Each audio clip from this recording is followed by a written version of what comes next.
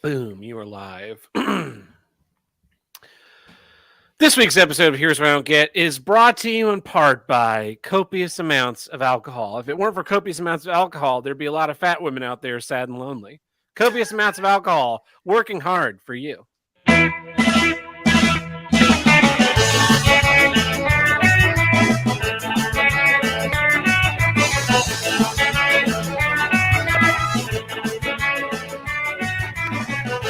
Hello and welcome back to Here's What I Don't Get, from north to south, east to west, the only international podcast to tackle all of life's toughest issues and the longest consecutively running podcast on the See You Next Tuesday podcast network.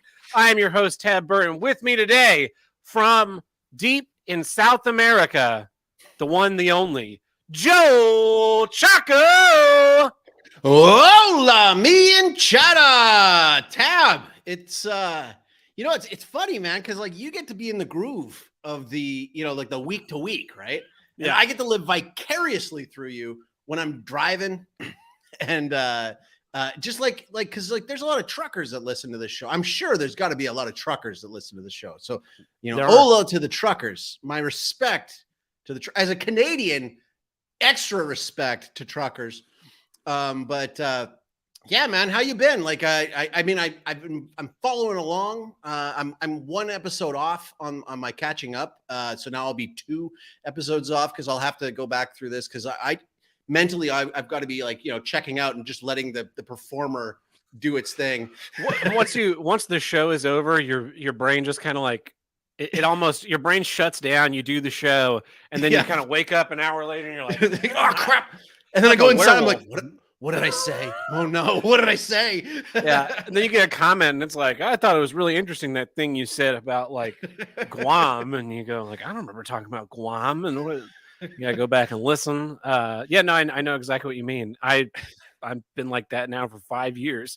No, where sometimes kidding, people actually, I kind of remember being like that even like as a kid, where people would tell me, I remember this vividly. I don't know why, but I got this message back when I saw it Facebook from this girl that I had been friends with, not completely platonically. We had all these classes together. We were like interested in the same types of TV shows and stuff. And she sent me this really nice message on Facebook that was like, hey, I just wanted to say, like, I always, I always enjoyed our friendship. And one time you told me this thing, and it stuck with me for all these years. It's really meant a lot, and I kept that in perspective all this time. And so I just wanted to say thank you, and like, you're a good friend. And I was like, I have no fucking recollection of ever saying these things to you. It was some reassurance about how like men and women are different. And so now I even still don't even remember what it was. It was so long ago. Oh man. Well, what's funny is like my son, he's because like Here's What I Don't Get started when he was like a little kid, like real little kid. And in fact, like we were talking about this at the dinner table today, that if Patreon has kept everything from the beginning, then there somewhere deep in the archives is an episode where I interviewed my own son when I think he was like 4 or 5 years old. Yep. And Chaco Jr. So I'm gonna have to dig that one out and play it for him again. But what's so funny is like, like kids have this really different perspective of like what like famous is, or like what like things that are like wildly popular or not.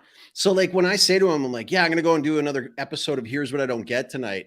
He's like, oh wow, there's like, Dad, like that's so huge. And I'm like, no, it's kind of not, son. It's kind of not. But it's like I'll never forget when I went to the red state of North Carolina to go and visit other co-host of the show, Uncle Buck, in person, which was really cool.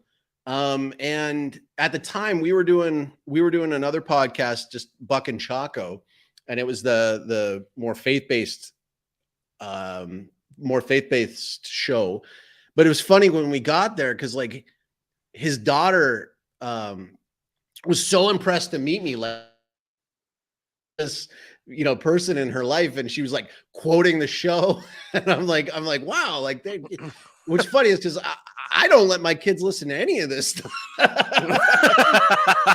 Like my son's like, Dad, can we listen to is tonight going to be an episode where I can listen to it? I'm like, I don't know, like. Probably not. I try not to swear, but like I can't promise you anything for Tab. And like, and then we go through like the like what kind of swears, because he's like, well, if it's just, and he's like, if it's just the F word, I'm okay. I'm like, oh, it's not just the F word, son. There are whole new realms of curse words that Tab will teach you. You should not listen to this man. Well, this is the funny thing. It's like, in my life, in my world over here, like in our household, like F bombs get thrown here and there. They're no problem. Like, it's the GDs and the JCs, which on that other episode with Hack the Movies, is it Tony? Tony. I should know the other one of the other hosts of the show. So, I'm listening to it. I'm like, yeah, this is great. This is great. And then like all of a sudden, like the first GD comes in. I'm like, oof, don't know if I can play it. Then a JC came in as a swear, and I was like, okay, this isn't going to get played in my. It's like this headphones on, can't play it when the kids are in the car. But like F bombs, totally fine. But what was funnier was my daughter. Like, so like we're talking about like the level of the and my daughter, bless her soul, she's like, what about the N-word, Dad? Are you going to use the N-word? And what's funny is she doesn't know what the N-word is. She just knows that like there is an N-word that nobody can say. And I'm like, yeah, I suspect we won't be using the N-word tonight. Unless I want to get really rid of that Patreon. on this show, we use the word naker. I don't remember. Yeah, I don't. Okay. If you remember when Kobe Bryant died, there was some like LA, like Good Morning LA anchor lady, and she started to say, oh no, she said the N-word because she was like combining two words together, and then she tried to play it off by saying that she used the word naker because she was trying to say something the Knicks and the Lakers. And so she said naker, but she did not say naker. And so we started saying naker, and there's been a few like comments on things where people will be like, man, it's good to have Joel back, even if he is like I thought he was kind of a naker before, but he seems like a pretty good guy now. Well, I mean, don't count out my nakerness just yet. I might disappoint you. So, man. Can I ask you a personal question? This is going to be. By the way, the Ask Chaco Jr. episode was published on March 5th, 2017. Wow. Yeah, so more than 5 years ago. I scrolled through the feed to find it real quick. Speaking crunching ice, that's like horrible bad stuff for like you anybody who's listening. If it hasn't been edited out because like it just lazily gets floated out there, I apologize in advance. I just crunched ice, completely blanked on that one. Anyways, go ahead. It's funny you mentioned that because that's where I was going. Early on in the show, while you were on the show was all audio. There was no video component, and you had a glass that had ice in it, and you shook it in front of the microphone, and you said, if anyone can listen to this and guess what I'm drinking, I don't remember what the prize was. I think it was some stickers maybe, or some Luchando merchandise, maybe some Overmortal stuff from Buck.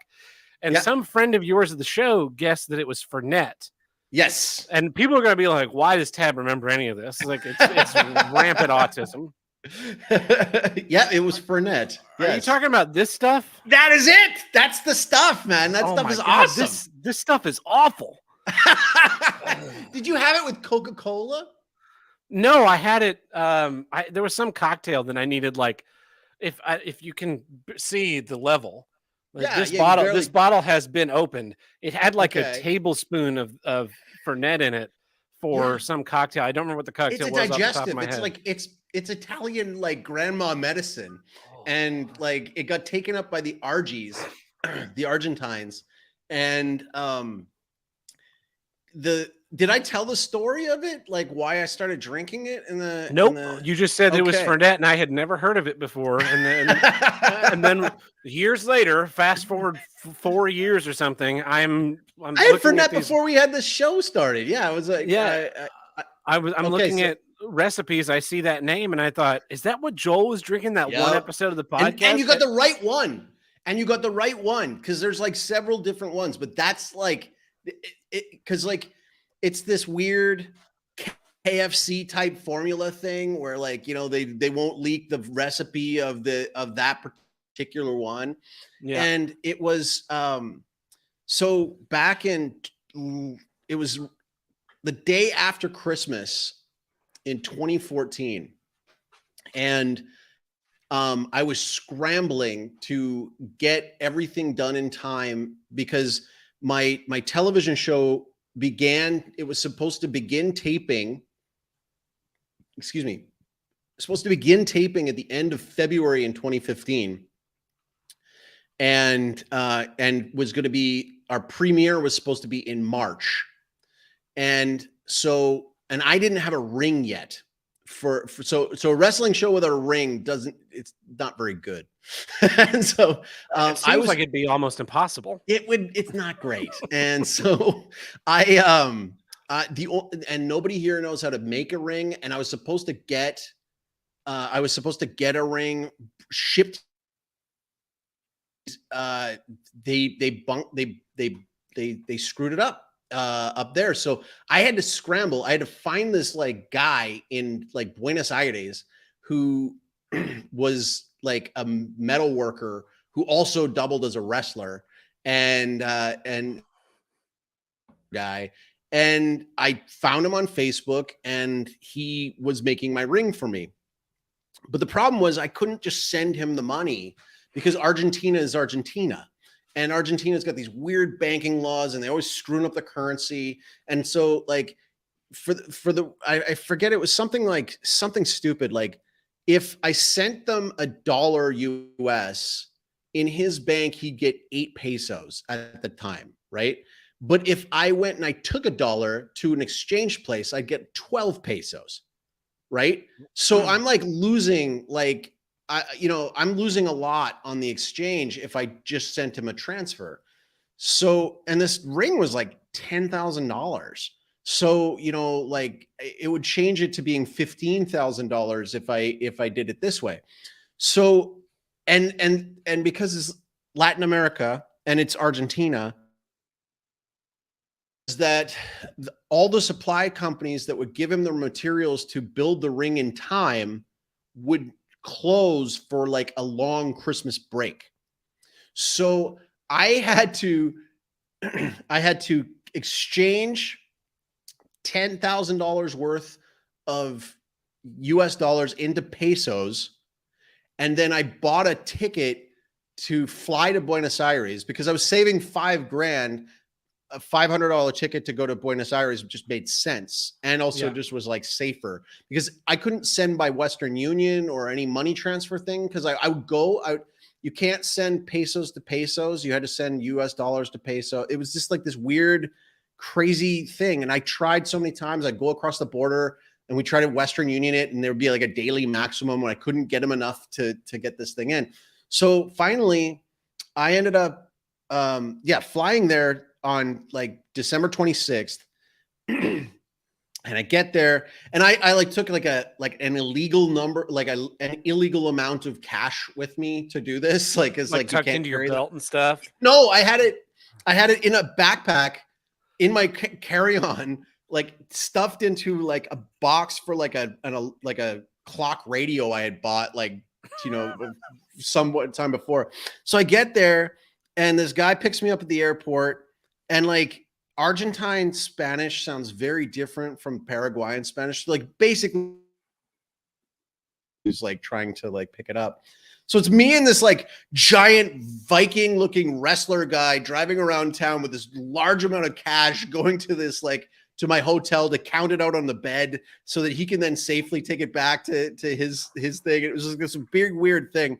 But then I was like, look, hey man, while I'm here, why don't you like why don't I meet up with you and your wrestler buddies and we'll talk about, you know, what we're working on for our project. So he gets me in. He booked it ahead of time, and I'm going to this pizza parlor with like this giant steroided up like wrestler guys, and the whole time they think I'm basically Vince McMahon, and I'm at this point I'm not. I'm not, and they're all there, and I'm thinking, okay, like I'm gonna drink with these guys, and I'm like, you know, let's get a beer or something, but none of them drank beer. They all drank Fernet and cola. And so like they're thinking if they give me this thing that I'll like cough on it, I'll probably react to it the same way you did. And so it comes to the table, I get it, and I'm like, I'm watching how they do it, because it's like you got basically they give you the shot, they pour them Fernet, it's got the ice in it, and then you pour in the Coke as you drink it. Okay. And it's got to be at the bottom, and don't stir it. And so you drink it with a Coke, and like I was expecting to hate it based on like the like looks on their face when they were looking at me drinking it, and I ended up loving it. I thought it was great, but like that was with Coca-Cola, and I don't really like Coca-Cola that much. And but I do like it with Fernet. But then lately, my wife and I we'll just say after the kids are in bed, it's like, hey, would you like a digestif? You know, like would you like some digestive medicine? And then we just pour some Fernet with a little bit of ice, and I've just grown a taste for it. I think it's fantastic. It's so, you know, don't get rid of that bottle just yet. You might end up actually liking it over time. You never know. So, who's this little fella we got here?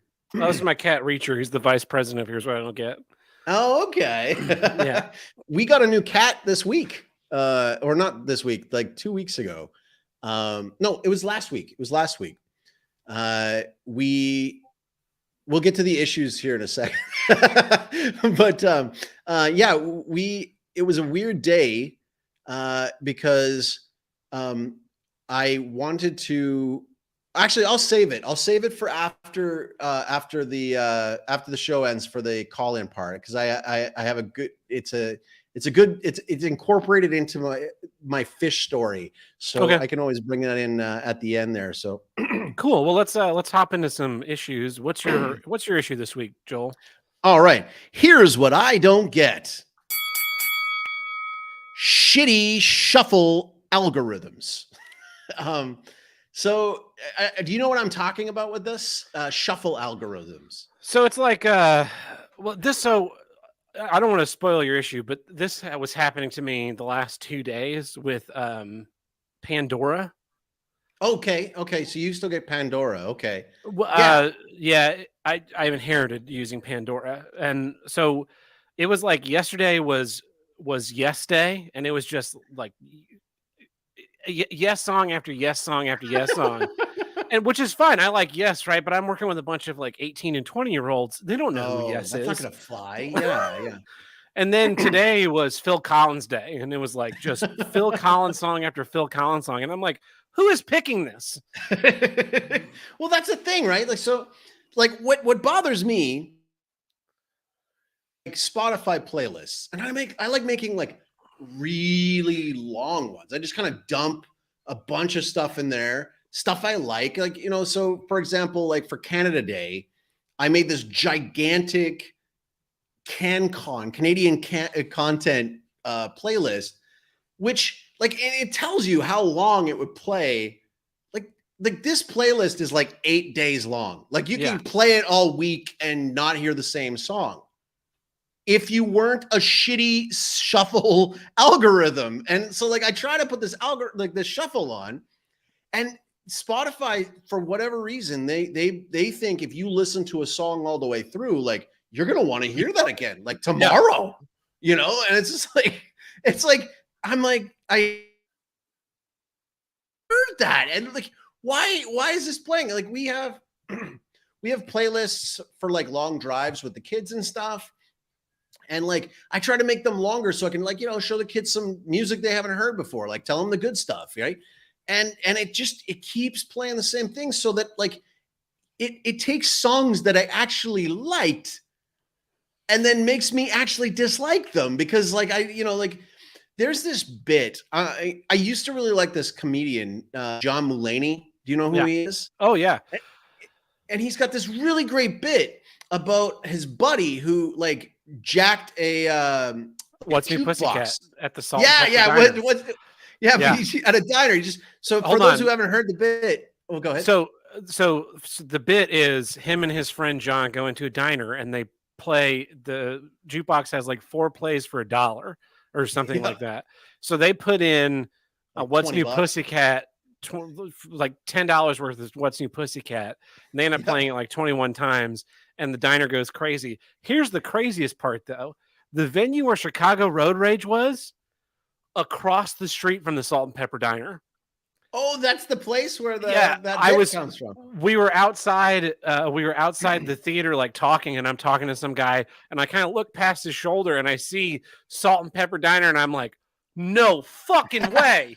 And I just ejected that conversation. I'm sorry to whoever I was talking to. I just ejected that conversation, grabbed my phone, and I'm like, let me line up here. I took a picture of it and I Did it sent have it What to Do Pussycat?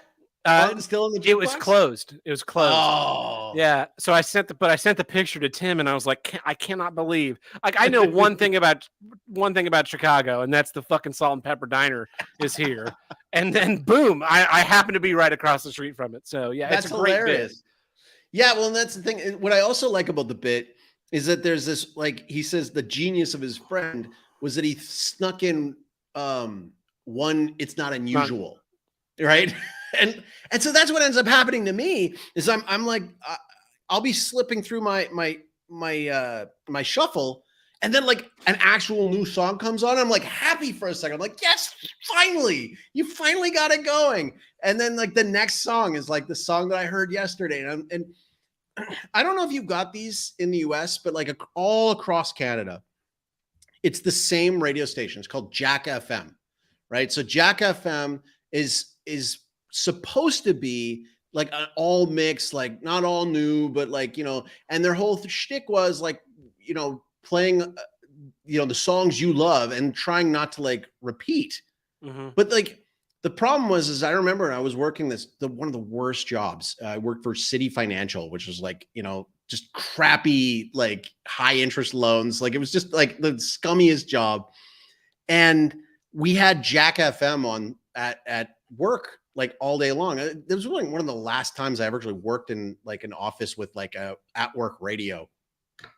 And Jack FM would be playing every single day.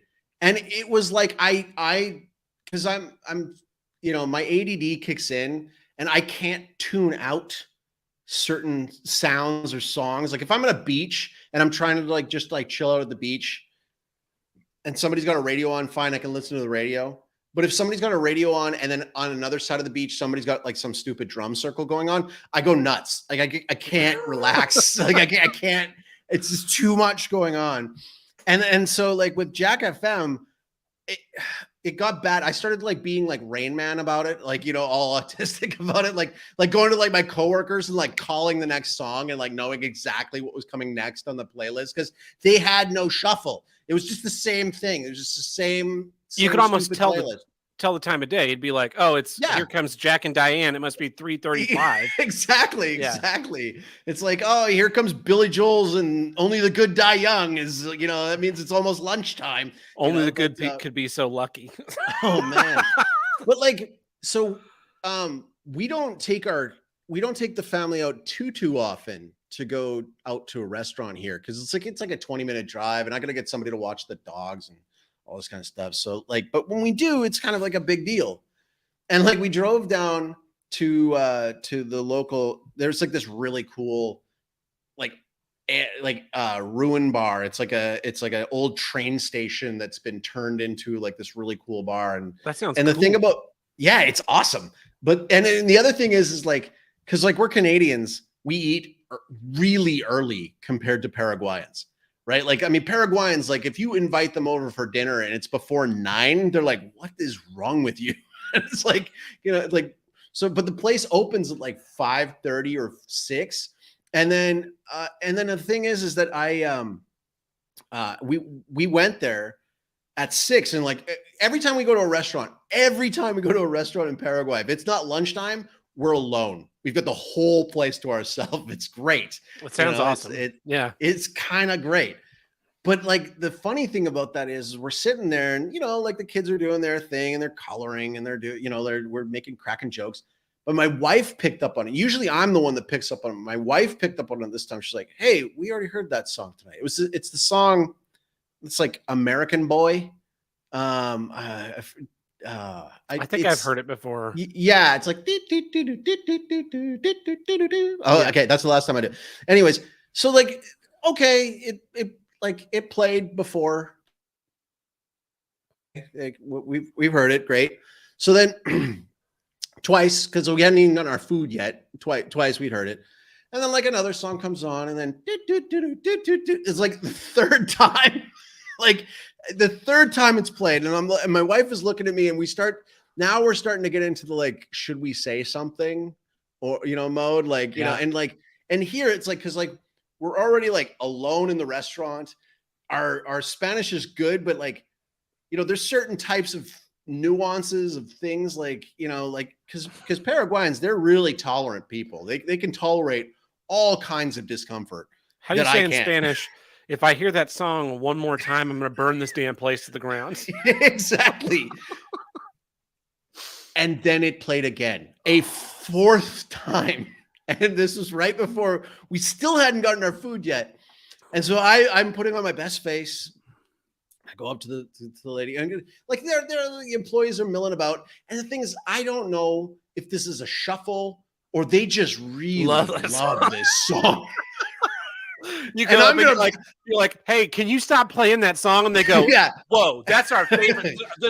I'm like, this owner of this restaurant loves that song. We're required by law to play that song every 15 minutes. You sit down, you damn Canadian. Sit down in your seat and eat your damn enchiladas. So I come up and I'm like, I'm just doing this, and I'm just like, I'm trying to do it non-verbally. I'm like looking at them, and I'm like pointing. Cuatro veces.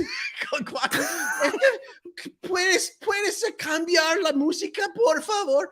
Can you please change the music? And she doesn't get why I'm asking this. So like, she's like, is it something wrong with the genre? Is the volume too? And I'm like, no, it's any other song. I'm just any other song, please. And that's the thing. Like it might not have been their fault. It might just be a shitty shuffle algorithm. But that's like the thing, man, is like shuffle should shuffle. Man, I remember shuffles used to be good on Discmans, like, I mean, because like on a Discman, you hit shuffle and it'll make sure it hits every track before it plays the same track again. Yeah. But like with my Spotify, it's like, I've got this 8-day thing, and I turn it, like if I get in my truck and I start it up again, it's going to think, it'll go, well, Joel really liked, hearing that song by Big Wreck, and so he'll want to hear that again. And it's like, yeah, but no, but I don't. Like I do, but I don't. I like that. There's a reason I gave you a whole week's worth of music, and you keep giving me a whole lunch hour worth of music. It's brutal, So yeah, that's my issue. Is just like, do something about this, Spotify, please, just like, And the other thing is, like, this is an offshoot. It's not Spotify's fault. This is completely my own fault. But like, sometimes I like to make theme playlists, and I tried doing this the other day because like my wife and I we started pointing out, like, there's a lot of songs that have the lyrics do in them. So I started making a do playlist. Yeah. So like, it started with me, like us watching this, like, this rock scholar guy on YouTube talking about the history of the song "I Was Made for Loving You" by Kiss. and the it's a terrible song, but the funny part about it was, like, they tell this story about like when Gene Simmons like came in, and they're like, yeah, we got this great new disco song that we're gonna do, and it's like a whole new take on disco. He's like, fine, I'll, you know, the music sounds good. Like, what are my lyrics? And it's like, oh, you're gonna love them. You just sing do do do do do do do do do. And so we made this do playlist, and I went through and I was like, I was trying to put a playlist together of all the songs that have do in them somewhere as a lyric. But the problem is, like, I got about 20 songs, 30 songs in, and putting them in, like, listening for it. And all of a sudden, every time a do came in, it was like this ear piercing, horrible, like, I was like like I couldn't hear do anymore in any song. It was like a do bomb. But I still have that playlist on, add to it from time to time. But I think at this point, it's an unlistenable playlist because of every song that has do in it. Because there's what's that, sorry? It's like a quarantine playlist. So put all those songs in that playlist yes. and never let them out again. But Spotify would probably, screw that up at some point in time. But yes, shitty shuffle algorithms is my issue for this week. I've got a funny story kind of related to that. Other bad shuffle experiences of your own? Yeah. So I worked with this guy. I didn't work with him at this venue, but I worked with him elsewhere. And so every year, Arvest Bank in Tulsa puts on Winterfest in downtown, where they block a major thoroughfare in the middle of downtown, and they put an ice rink in there in this big ugly tree, and their Christmas lights, and it's outside the big arena. So you're supposed to like, oh, you can go ice skating. Oh, so stupid. Tulsa, of course, doesn't really stay below 30 degrees for more than a day or two. So that must be a very expensive ice rink. Last year they put in 2 giant chillers to try and keep it frozen, because most of the time it turns into this big slushy mess. But I worked with this guy who worked for the company that put on the AV for it, and so they had like this little booth and they'd play music, and he started playing Dogs Barking Jingle Bells every hour on the hour. And then he trained the new guys who would come in. He'd be like, all right, so here's the thing here. This is what we do here. You have to play Dogs Barking Jingle Bells every hour, at least once an hour. And they're like, why? I don't know. It's just a policy. It has to get played. You got to do it. And he trained like 6 guys to do it. And then it's just rippled through, and they still play Dogs Barking Jingle Bells every hour, and nobody knows why. They're just like, yeah, I mean, when I was trained, they told me we had to play Dogs Barking Jingle Bells. And people would walk up and be like, please, can you stop playing that song? You played it an hour ago. And he'd be like, no, it's just various policy. My hands are tied. Just to mess with people. And I hate Christmas carols. Everybody knows that about me. Yeah. But what I do love is making people that like Christmas carols go crazy. So Dog Barking Jingle Bells, that's the one. My other one is, I worked at the Lego store in college, and when I first started working there, we like had one of those Muzak boxes where it was a radio, but it wasn't like terrestrial radio. You paid a subscription or however it worked. Okay. And then Lego corporate decided they were not going to pay for Muzak anymore. They were going to go to this system where you put this player in the store, and then they sent you discs, and it was like a CD that had a bunch of MP3s on it. And you put the disc in your player, and it downloaded the MP3s off of the disc and put it in its memory banks. And then you pulled the disc out and destroyed it. So that sounds like overly complicated middleman stuff. It was. Holy cow. They were describing it to me, and I'm like, couldn't we just hook up an iPod? Like, this doesn't make any sense. So the thing was, they put in the new box. They sent us 1 disc. Now, the 1 disc had about 4 hours of music on it. So if you worked anything more than 4 hours, you heard those songs a second time. And so you'd be walking into your shift, and you'd be hearing a song. And then several hours later, you'd hear that song. You'd be like, oh, I guess it's got to be close for me. Time to leave, because I'm starting to hear the same damn music again. And it took them, they installed this new system in midsummer, and we didn't get a new disc until nearly Christmas when they sent us the Christmas season disc. And I was just like, yeah, I quit. I'm not working here anymore. Actually, no, I waited. I did a whole year. I was like, I worked there like a year and a half, and then I decided I didn't want to work there anymore. Like But we had that same thing at Starbucks where they had like the set. We had this like set amount of, you could only play the Starbucks CDs that like were sold in the Starbucks. And so like we would have like arguments between the different like coworkers, like, well, like we haven't heard this one in a long time. And like, yeah, because it sucks. But then there was another one. It was like, okay, but if I hear that, there was this one that had this like Manu Chao song on it that like just, oh, it was just the worst. Just the worst song. The rest of the CD was fine, but like that Manu Chao song would be just like the worst. So I got to knowing when like I was about 2 or 3 songs away from it, that's the time where I'd be like hounding my shift supervisor to take a break so I can get out and not listen to it. But that's the thing too, is like going back to the algorithm itself. Like you brought up iPod. Dude, I see the first couple of generations of iPod had a great shuffle algorithm on them. Like, I mean, click wheel wonderful. One. Yeah, they were great, man. I loved that.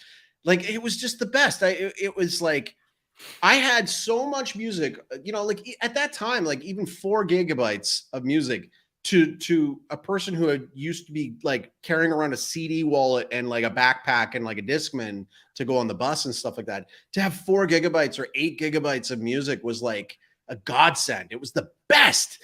And like, you know, you put only the music you like on it. And so like the shuffle function on it was fantastic because it was just like all the stuff I like. And I know how, like, it would take a long time to get through it. But there's this weird thing about music platforms and players that they steadily get worse over the years. Like even iTunes used to be awesome and it's terrible now. It's unusable. It's unusable. I can't use it. And like, you know, like I know, so, you know, the like you said you use Pandora and I'm using Spotify, and it's kind of like the best of a bad bunch. Cause that's the thing. Like I got friends who were like, yeah, well, I use like Apple Music. I'm like, nah, I'm not doing for that. Yeah. Fool me once, shame on you. But like, you know, like I wish that there was some more like customization or something I could do, you know? And like the other thing is if you put a bunch of your music on there, they'll do this thing where they enhance your playlist if you want them to. And they try to like throw in new suggestions. But like I didn't know for the longest time that was even an option because it was like a new one they threw in. And so I'd be like playing like a playlist of something that I knew and curated and made. And then all of a sudden, like something else is on there, and like it'll come on when I'm in with my wife and the kids, and I'm like, I didn't put that on there. That's not mine. I don't even like that song. I'm just holding this song for a friend. It's not my song. Exactly. It's getting me in trouble. So, anyways, yeah man. That's why I love local storage. From music. I use this app called Pulsar on my phone, and I have a few bands worth of discographies of stuff that I like in there, and its shuffle algorithm is great. Like I pick the Crash Test Dummies. I shuffle all songs.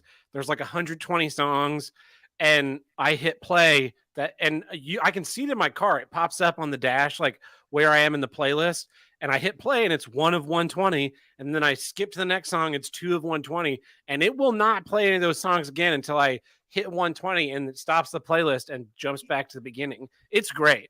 And see, here's the thing. Like, so I've got Crash Test Dummies, of course, in the CanCon list because they're from Winnipeg. And like, but you'd think, because like they had a couple of late tracks. Like they had this one called like Get a Lid on Things, I think it's called. Like Keep a Lid on Things. Keep a Lid on Things. Yeah. Great song. Never plays. You know what I always get? I get Ballad of Peter Pumpkinhead. No, I get Coffee Spoons or whatever the other Afternoons and Coffee Spoons. That's my favorite Crash Test Dummy song, by the way. It's a good song, the first, you know, but not like 7 times a week. That's fair. Yeah. So, anyways, yes, shitty. Well, to close that one off too, it's like that's what I was escaping radio from. You know what I mean? Like exactly the payola days and like you know, because I hate radio because they'll play the same songs. Like if there's a hit, that hit plays 5 times a day, right? Yeah. Like 5 times a day. And if you're working and you hear a song 5 times a day, like, because they know, they've done the research on this.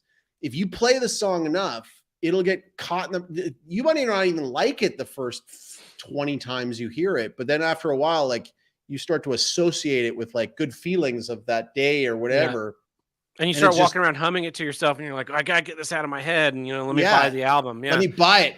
But there's this weird type of person who loves repeating songs. Like loves repeating. Have you met this person? Like I love this song. Put it on. It just skips it to the beginning of the song. Like, if there's nothing I hate more than hearing the same song like again right after I heard it. Like just right after I heard it. But it always reminds me of this one house party I went to when I was in high school.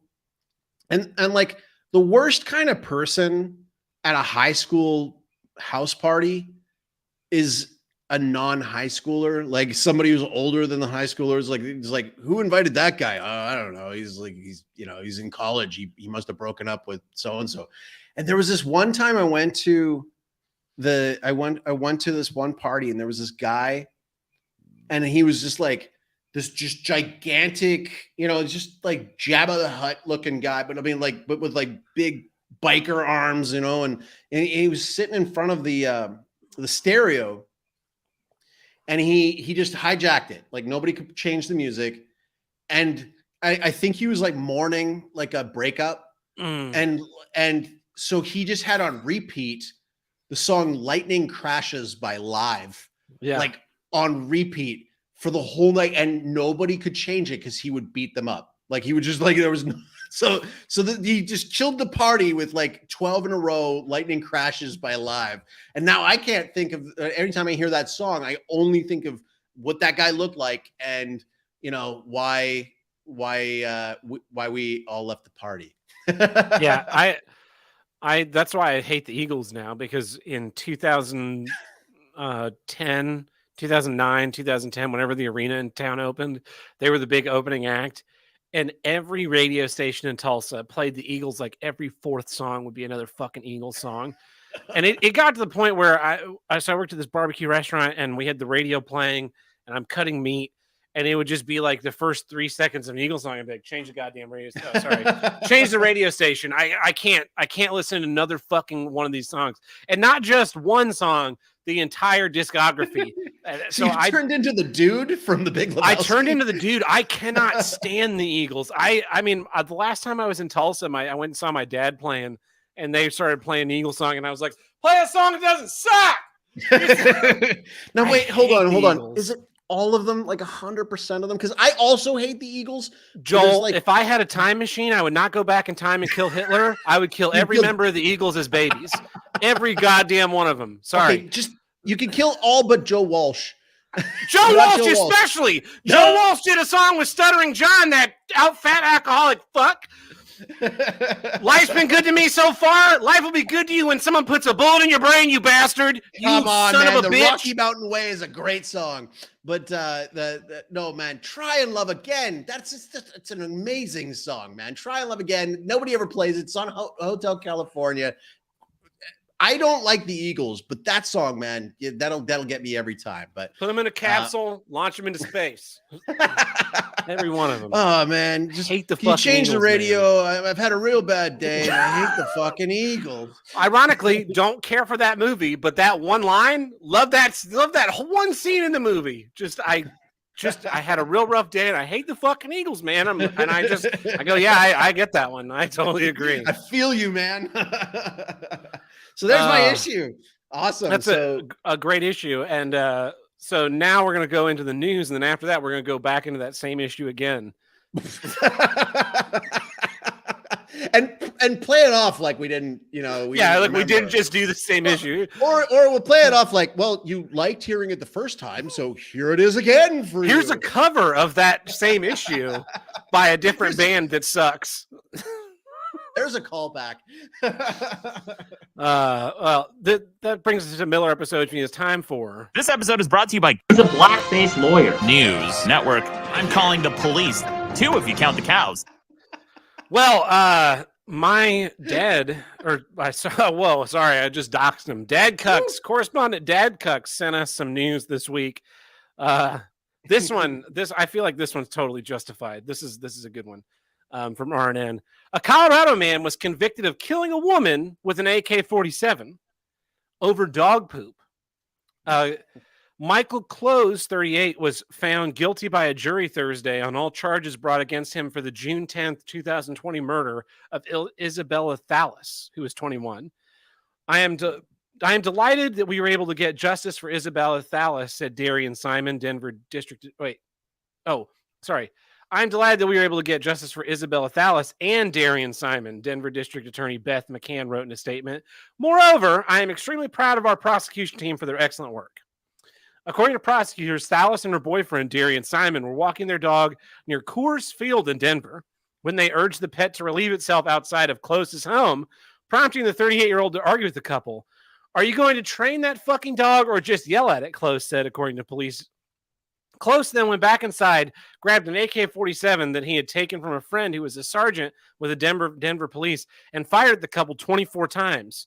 Thallas died instantly after being struck in the back, while Simon was shot twice in the legs and buttocks. The boyfriend ran from the scene but collapsed nearby. Close called his girlfriend and admitted to shooting the couple before driving west towards the mountains with a rifle and pistol. He was stopped and was later arrested in Jefferson County. Close had previously pled not guilty to by reason of insanity, but was rebuffed by the jury who found him guilty after 2 hours of deliberation on 1 count of first-degree murder and 2 counts of attempted first-degree murder and 2 counts of first-degree assault. Following the verdict, Isabella Thallas' father was lamenting the loss of his daughter while speaking to reporters. There is no justice in this, Joshua Thallas said. There are so many losses all around. Our family, obviously, Bella's friends lost, the community lost, and even Close's family lost, because of poor choices. Close is to be sentenced on November 4th and faces life in prison. Now, Joel, I don't know what your neighbors are like. I live in a house. I have a very small yard. But I swear to God, if I run over another pile of dog shit in my yard mowing the lawn, I'm killing every one of these motherfuckers. That guy is totally justified. You lead your dog to a man's house, you have it shit in the yard, and you don't have the decency to pick that stuff up. Fuck you to death. Absolutely deserve to be shot in the street. He should have been able to drag their bodies and put them on pikes. This is what happened to the last dog shitter that came to my house. Oh. I can't believe the jury would just sit there and be like, "Yeah, that guy was a little extreme." Well, it was a double homicide, but there's only one homicide. It was only one homicide. The guy lives. He was just hit. And it'll go I cannot express to you the smell. This was. I get you. Yeah, last week or the week before, I'm mowing, and in the tall grass there was a pile of dog shit, and it like aerosolized it, just boom. It was like I shit my own pants. And then I had to drive around with it to mow more of the yard. Yeah. It was awful. And I have an electric lawnmower, so it's not like I gotta go get the hose and hose that sucker out. Yeah, it does stink really bad. And so we have 3 dogs now. 3. We got our third. Because the first one is like, the dog we got in Canada. She's great. She's just a wonderful dog, a golden doodle. She's tall and like, has a big bark, but like is a total softie. And like, when we moved here, we ended up getting a second dog. It's like, I like to joke. It's like my second dog is not my dog. It's my dog's dog. It's like basically my pet's pet. Yeah. So that she has somebody to play with. And we just got a third one because neither of those are, any good at guarding the property, which is what I need them for, right? Like I need a guard dog. But like when it comes to that smell and it comes to that, my son is a cat poo or dog poo magnet. Like it doesn't matter where we go. And here in Paraguay, like dog culture in Paraguay is very different. You'd love it here. And the reason why is because nobody takes their dog for a walk. Like all the dogs just stay in their homes and bark all day. And like, it's kind of sad, but like, nobody takes their dog for a walk. Now, if they do, it's like the owners just like literally just let their dog roam the neighborhood, like on its own with no leashing or anything like that. But, No, we do take the dog poo seriously, and because we don't want to set the wrong example, but we've incorporated the dog poo pickup to, with my son's allowance. So his job is to go out and pick it up. Yeah. But my poor son, like, no matter what, if he's picking up the poop as his job, or if we're just at a place, like if there's dog poop on the ground, he'll find it on his shoe. Like no fail. Like this poor kid, like every time and then like he does the whole like every time, like he's like it's like he knows it's like his own thing. It's like, oh come on, but like it doesn't matter if it's dog crap or if it's cat poop. Like he'll find it, and then the problem is it's always when we're away from the house, right? So like we got to find a way for him to like clean it off so he can get back in the truck so that we can drive it back so that we don't have to smell that smell all the way back. And no, I get it, man. That can be a brutal. Yeah. See, there's this meme. The type of person who puts the grocery cart back, right? Yeah. There's the type of person who puts the grocery cart back. The type of person who doesn't pick up their dog poop is in that same ballpark as the type of person who doesn't put the grocery cart back. See, I disagree, because the grocery cart question, people say it's either you're altruistic because you put it away, or you're the devil because you don't. And I think it's a false equivalency, because I was a person that put away my grocery cart, not because I believe that we have to do it. I put my grocery cart away because I don't want the grocery cart to roll into my car as I pull. That's exactly, but I don't want it to roll into anybody's car, right? Like I don't care about the other people's cars. They're not my. That's not my problem, right? So I have a selfish motivation for doing a good thing. Whereas the dog poop thing, you're either doing something that is like humiliating and disgusting because you want to benefit your fellow man, or you're not doing it because you're a selfish a-hole. And there's no selfish method of picking up your own dog poop. Oh, I picked up the dog poop in my own yard. Like it's your yard. What do you want to medal? Come on. Well, yeah, the selfish method of not picking it up in your own yard is so that your son doesn't step in it when you're on your way to church or something. But yeah. So I think that's an even better metric for whether or not you're like a person who contributes to a society versus someone who is a leech. Whereas the grocery cart, it's easy to mask your altruism by saying like, oh, I always put away my grocery cart. I'm a good person. It's like, I always put away my grocery cart. I like my car more than the rest of yours. If it were up to me, and here's the thing, when I put away my grocery cart a lot of the times I'm putting away my grocery cart from 50 feet away, just full blast. It's headed vaguely in the direction of the corral, and it is not my problem anymore. That's satisfying though. But yeah, okay, fair enough. Like for me, I remember that there was this period of time when my kids were like really little. And like there's like they like be bickering about who got into the car first, or whatever. There was some sort of thing. And like in the old days, my parents, back in the 80s, like it was like commonplace to like roll the windows down a bit, and mom will just go into the grocery store for a little while and let you just hang out in there, like he's 8, he's fine. He's fine. We don't do that anymore. But then there's those little, putting that grocery cart back sometimes for me was just that little piece of quiet. It's that little 20 sec. Maybe I'll go a little slower. just a little slower. I'll go there. I'll walk it back. Cause I'm like, cause I'm thinking to myself, like, yeah, they'll be fine. I buckle. They're fine. Van for 15, 20 minutes at a time, no problem. But they'll be fine for me to go. And so I'll maybe mosey. I'll maybe even go to the little further down grocery cart thing. Oh, this one's too full, and put it in just for that little peace and quiet. That would go for it. So maybe I'm not that altruistic after all. Maybe I was. I had my selfish means that went into that. So yeah, Did your dad give you any other news bits to take in today, or? Yeah, I've got another one. It's this is a fire in the hole. A man gets flammable deodorant stuck in his rectum. Ooh. Doctors in India are warning about a peculiar hazard.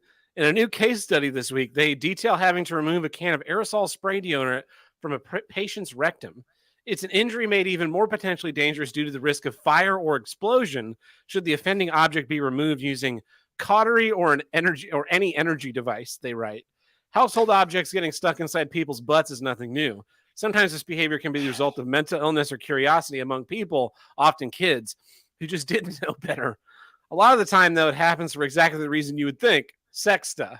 But according to the authors of this new paper published Monday in BMJ Case Reports, they are the first doctors report finding a deodorant aerosol spray can inside a patient's rectum. This discovery was apparently enough to compel them to issue a warning to others about the possible risks that come with this particular kind of rectal object. Since these cans contain pressurized flammable chemicals, there's a real risk of fire or explosion should the can inadvertently be punctured or deployed during removal, especially during any surgical procedures to remove the foreign body using cautery or energy devices. I just read that. Terribly written article. Unfortunately, the full medical paper is behind a paywall, and the authors haven't yet responded to my request for comment. So incredibly important questions like the following remain unanswered for now. Why did this person choose to insert this deodorant specifically? Which end of the can did they insert first? And did the can still work afterwards? Possibly there'll be a follow-up to this is in India report. Yeah. This is like the Bollywood version of Richard Gere. Yeah, I guess so. Oh man. I kind of feel like the can explodes. That's a self-solving problem. Yeah, but if it explodes on like healthcare workers trying to, like, you shouldn't require the like bomb dismantling robot to come in to like, into a hospital to like, remove things. This is holy cow. And they were blaming us unvaccinated types for like causing like medical healthcare costs to go up, like when this kind of crap is going on. That's exactly why I'm totally fine with it exploding in an ER, killing doctors and nurses. I saw their TikTok dances when I was told that my job was superficial to their lives. I want the doctors and nurses that lost their jobs. Those are my people now. I want like I want a whole hospital of just those people. Just and like staffed by people who lost their jobs for these things. That honestly, we should almost be getting medicine. We should be actually getting like cheaper insurance at this point, given the fact that like, all this stuff keeps blowing up in our face that isn't an aerosol can in someone's ass. Like it's more like the aerosol can in somebody's heart at this point. Yeah. Yeah, man. Ugh. Did you have any news for us? Well, I wanted to bring in, yes, based on my last appearance, I think it would be a good idea for me to bring in fish news. I as in honor of the great Carl Pilkington, who was on the Ricky Gervais podcast for years and was an idiot, the Idiot Abroad series and stuff like that. He used to bring in monkey news. And I figured, because I'm probably going to update you later after the show's ended in the voicemail section. I'll probably update you on my latest adventures with my fishing and my inability to get them out. But I think, see if this takes. If anybody wants me to keep doing it, let me know. But I think I'm going to, in the news section, I will also bring in this month's fish news. And so this month I brought in bumblebees can be classified as fish under California conservation law, court says. In a move that could for endangered species status, the state Supreme Court has found that California bumblebees can be protected under the law as a type of fish. The decision, which may carry deep consequences for the state's agriculture industry, focuses on the arcane wording and complicated legal history of the California Endangered Species Act, a precursor to the federal law. The court said late Wednesday that it would not hear arguments over whether the California Fish and Game Commission can consider granting protections to a number of bumblebee species whose populations are in steady decline. For the last 3 years, state almond growers, builders, and pesticide companies have been arguing that bumblebees were exempt from listing because the state conservation law. In writing for the court, however, Chief Justice Tani Cantil-Sakui, I did pronounce that right, said that even though the law does not use the word insects, sections of the law suggest that invertebrates may be grouped under the category of fish. She also suggested that the legislature is in a position to make whatever statutory amendments it may regard as necessary or useful to clarify such ambiguities in the Endangered Species Act. I'm going to stop there and just say it's always this wordplay. And, you know, of course, it's California doing this. Yeah. You know, it's like, of course, it's California doing this. These bees are identifying as fish now. And you have to call them by their fish pronouns. And, you know, what's bothering me of this is like, you know, it's this Weasley little wordplay. Why not just amend the law itself? Put your invertebrates in there, put the insects in there. But now to tell me that bees are fish, that's ridiculous. The reason why they want to amend the law is because then people would have to vote on this. And since almond farmers don't want it, the legislator's not going to vote in favor of making this law that's going to hurt the almond farmers. Right. Big a judge can argue that insects are protected as fish because they're invertebrates. Yeah. Now, I took a 6th grade science class and I learned that vertebrates are the kingdoms. They're mammals, reptiles, birds, and fish. Those are vertebrates because they have spines. Mm-hmm. So to protect insects with invertebrates like fish proves the law is double dumb. I feel like there's another amphibians. It's the 5th type of vertebrate. So stupid. And that's the thing, right? Like, and of course, it's California. I bet if we did some digging on like who these judges are that are doing this, it's like probably like, you know, who appointed them and all this kind of stuff. This is just Arnold Schwarzenegger. Probably. That's the only governor of California that I know. Sonny Bono. You are going to be the judge. You're going to protect the fishes and the birds and the bees and all the other things. So there you go. That's this month's fish news. Fish news. Well, this has been the Ricada News Network. Definitely not fake news. And that takes care of our legal obligations. But you know what doesn't take care of this week?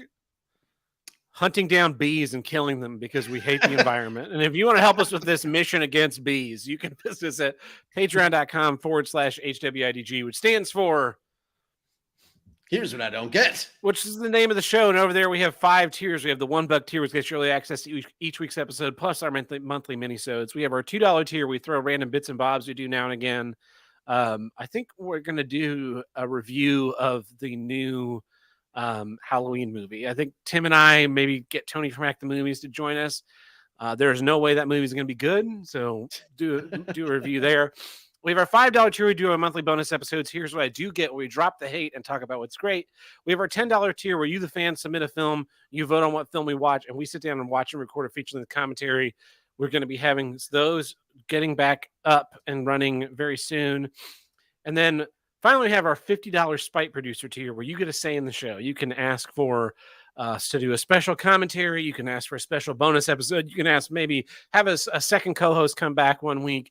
You can ask for a co-host to skip a month. You can, whatever your heart desires, we will try and make it happen. We'll add bits to the show.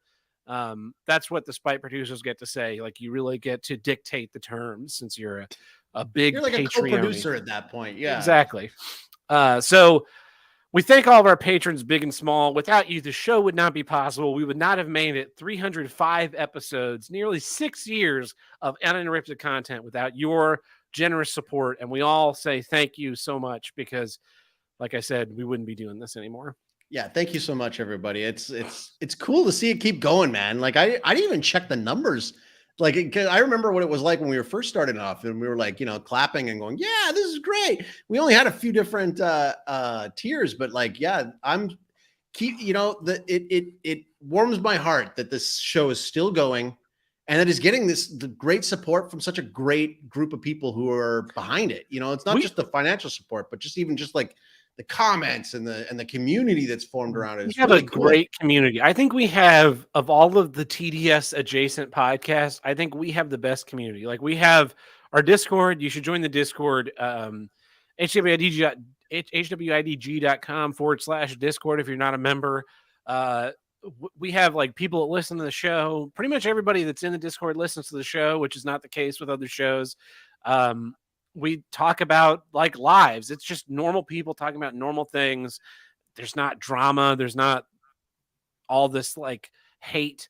That's one of the things about some of the other podcast Discords is that it's like, let's shit on Stuttering John.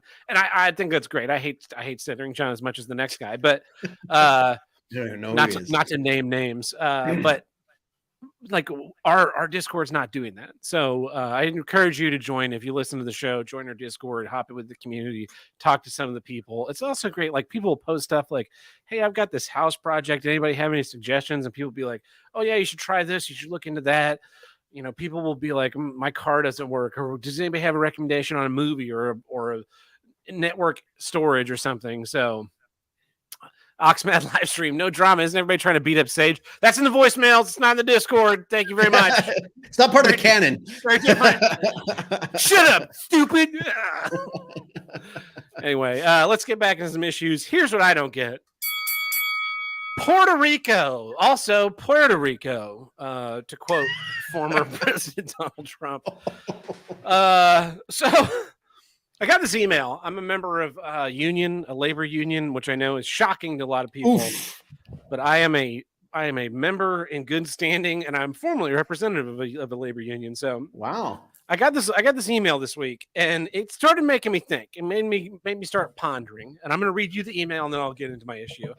Sisters, brother, kin. The last few days have been difficult for our kin in Puerto Rico. The devastation caused by Hurricane Fiona has left many needing supplies as they start over. If you are able to contribute to our union family as they start a long process of rebuilding, the AFL-CIO has provided a list of supplies needed below. Thank you all for your generosity and support in these hurricane relief efforts for our union family. Here are a list of urgently needed items not available on the island. All items should be new and in original packaging. General, inflatable mattresses, linens, and in parentheses it says bed sheets, towels, toilet paper, paper towels, solar lanterns, all batteries, but especially D. So Puerto Rico wants the D. Solar or battery fans, small, gasoline containers, insect repellent, portable power generators, propane tanks, canvas and other union convention bags for distributed items. Medical, adult items are medical alcohol, not to be like Fernet. Not to be confused with this. This is what I'm drinking today. It's a single malt German whiskey, Eiffel whiskey from 2019 release. Very, very good. Very smooth and it makes me like I drink it and I start to think about like what a greater race of men could possibly be capable of. Anyway, hand sanitizer, first aid kits, baby formula, child safe insect repellent, not to be confused with regular insect repellent. I didn't realize one was child safe and one wasn't. Yeah, bleach, cleaning kits for flooding, gloves, and spray pumps. And then there's some addresses of where you can send these donations. So I'm going to jump into the obvious, which is I had no idea there was a hurricane this year. I know. I'm like way out of touch. I don't watch the news. Joel, I know you're on like a strictly no news diet. Did you know? No, that's not true. Oh. That's not true. That's not true. I wish I could be, but I'm not because my work every day when I get into work, I have to like look at like one of the most normie mainstream news sites, which is Yahoo. Yahoo. I have to go to Yahoo Finance for a bunch of stuff. And so every time I like open up, it'll be like stocks down because of blank. And like, but I didn't even hear about this hurricane. So this is all news to me. Yeah. I didn't even hear about it. I had no idea we had a hurricane already. I guess I'm aware of the fact through being alive for 30 years that we're into hurricane season. Right. But apparently we've had 5 tropical storms and 1 turned into a hurricane and hit Puerto Rico, which is astounding. There's a meme. I'm from Oklahoma, right? People think it's the Midwest. It is not. We are in the Southwest. I now live in the Midwest because I live in Missouri, but there's all this joke about like, yeah, our house got hit by a tornado, but we're gonna rebuild up. We're gonna rebuild, and then they build their trailer park home in the same spot, and then 2 years later, it gets blown away in another tornado. Like that's the joke about our people, and it's Right. fine. It's not true, but statistically speaking, there are not even a higher number of tornadoes in Oklahoma versus the rest of the United States.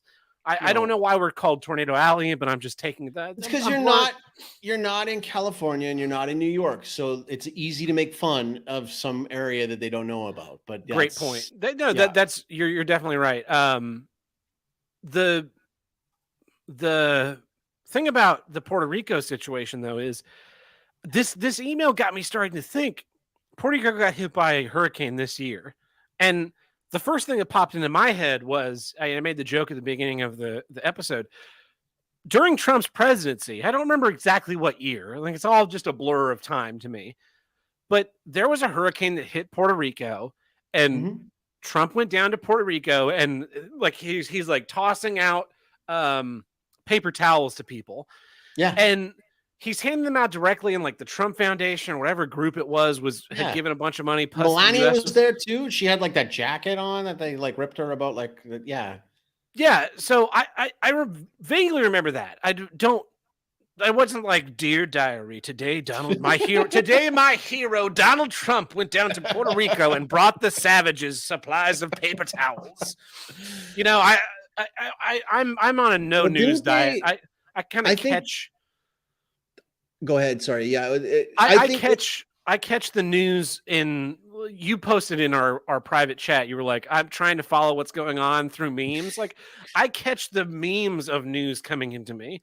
And so, like I said, I don't remember exactly what happened in Puerto Rico, but I do remember that happening. And I remember during that time starting to hear and read about why Trump was going down there directly and why hurricane relief efforts didn't function in Puerto Rico is because there is a massive amount of fraud and embezzlement from the higher ups keeping these supplies. Like IATSE wants me to box up my propane tank. It's like, why is a propane tank listed on that? I'm sure they mean the like little camp size ones, but my first thought is the little squat fat boy Lego head looking ones. Like, one, I don't think USPS is going to let me drop off a propane. Yeah, can you send this to Puerto Rico?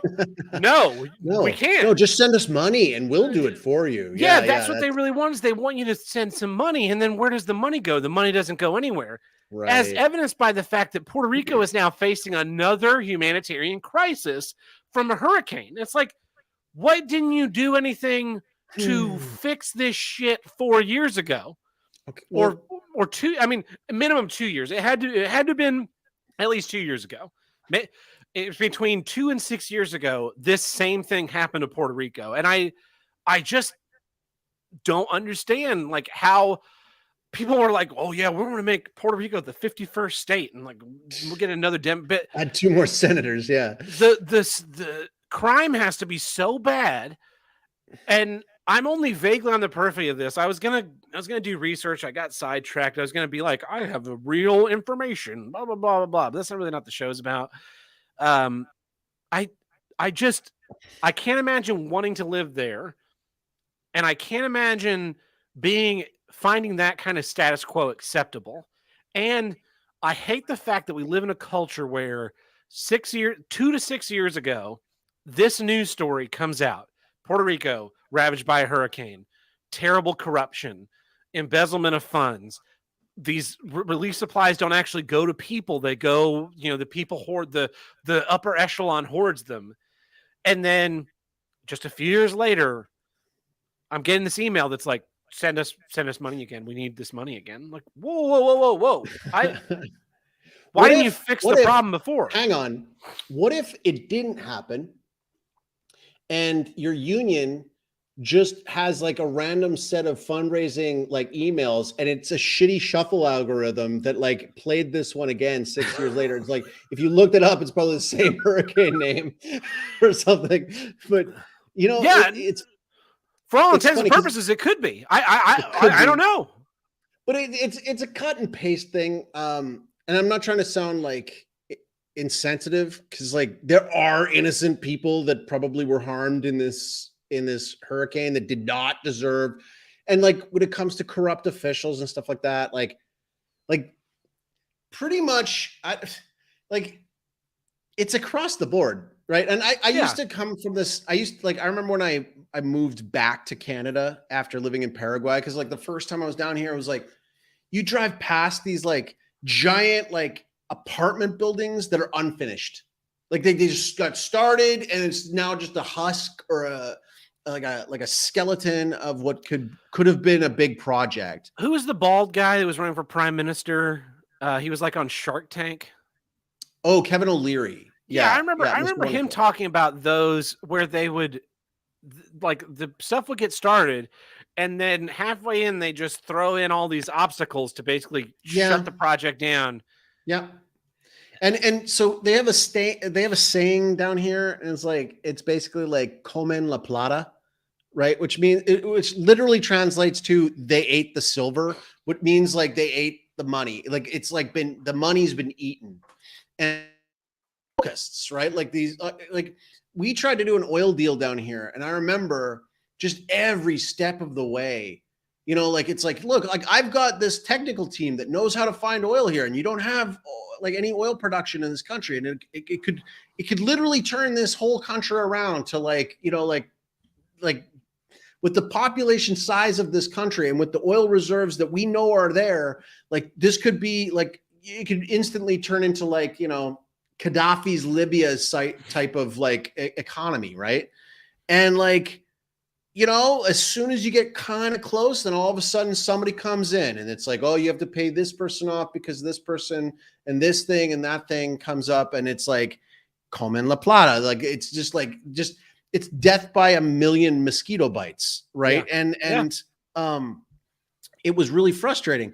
Now, there's a couple of things that frustrate me about Puerto Rico in general, and I don't know enough about it. But one of the things I do know about it is that like somebody born in Puerto Rico, because it's like a district or it's got some sort of special territory status, It's a they protectorate. could come and move next to you, right? Yeah. Like totally fine, right? Yeah. I can't. Like I can't stay in the United States for more than 6 months at a time. Right. Yeah, So that's another big scam of Puerto Rico is that like they get all of the benefits of being an American without citizen the costs. without any of the costs. They don't pay the income tax. And so when people say, "Oh, they're going to make Puerto Rico the 51st state," like, why would anybody possibly vote for that? If there was a vote, like I'm not registered to vote in Missouri.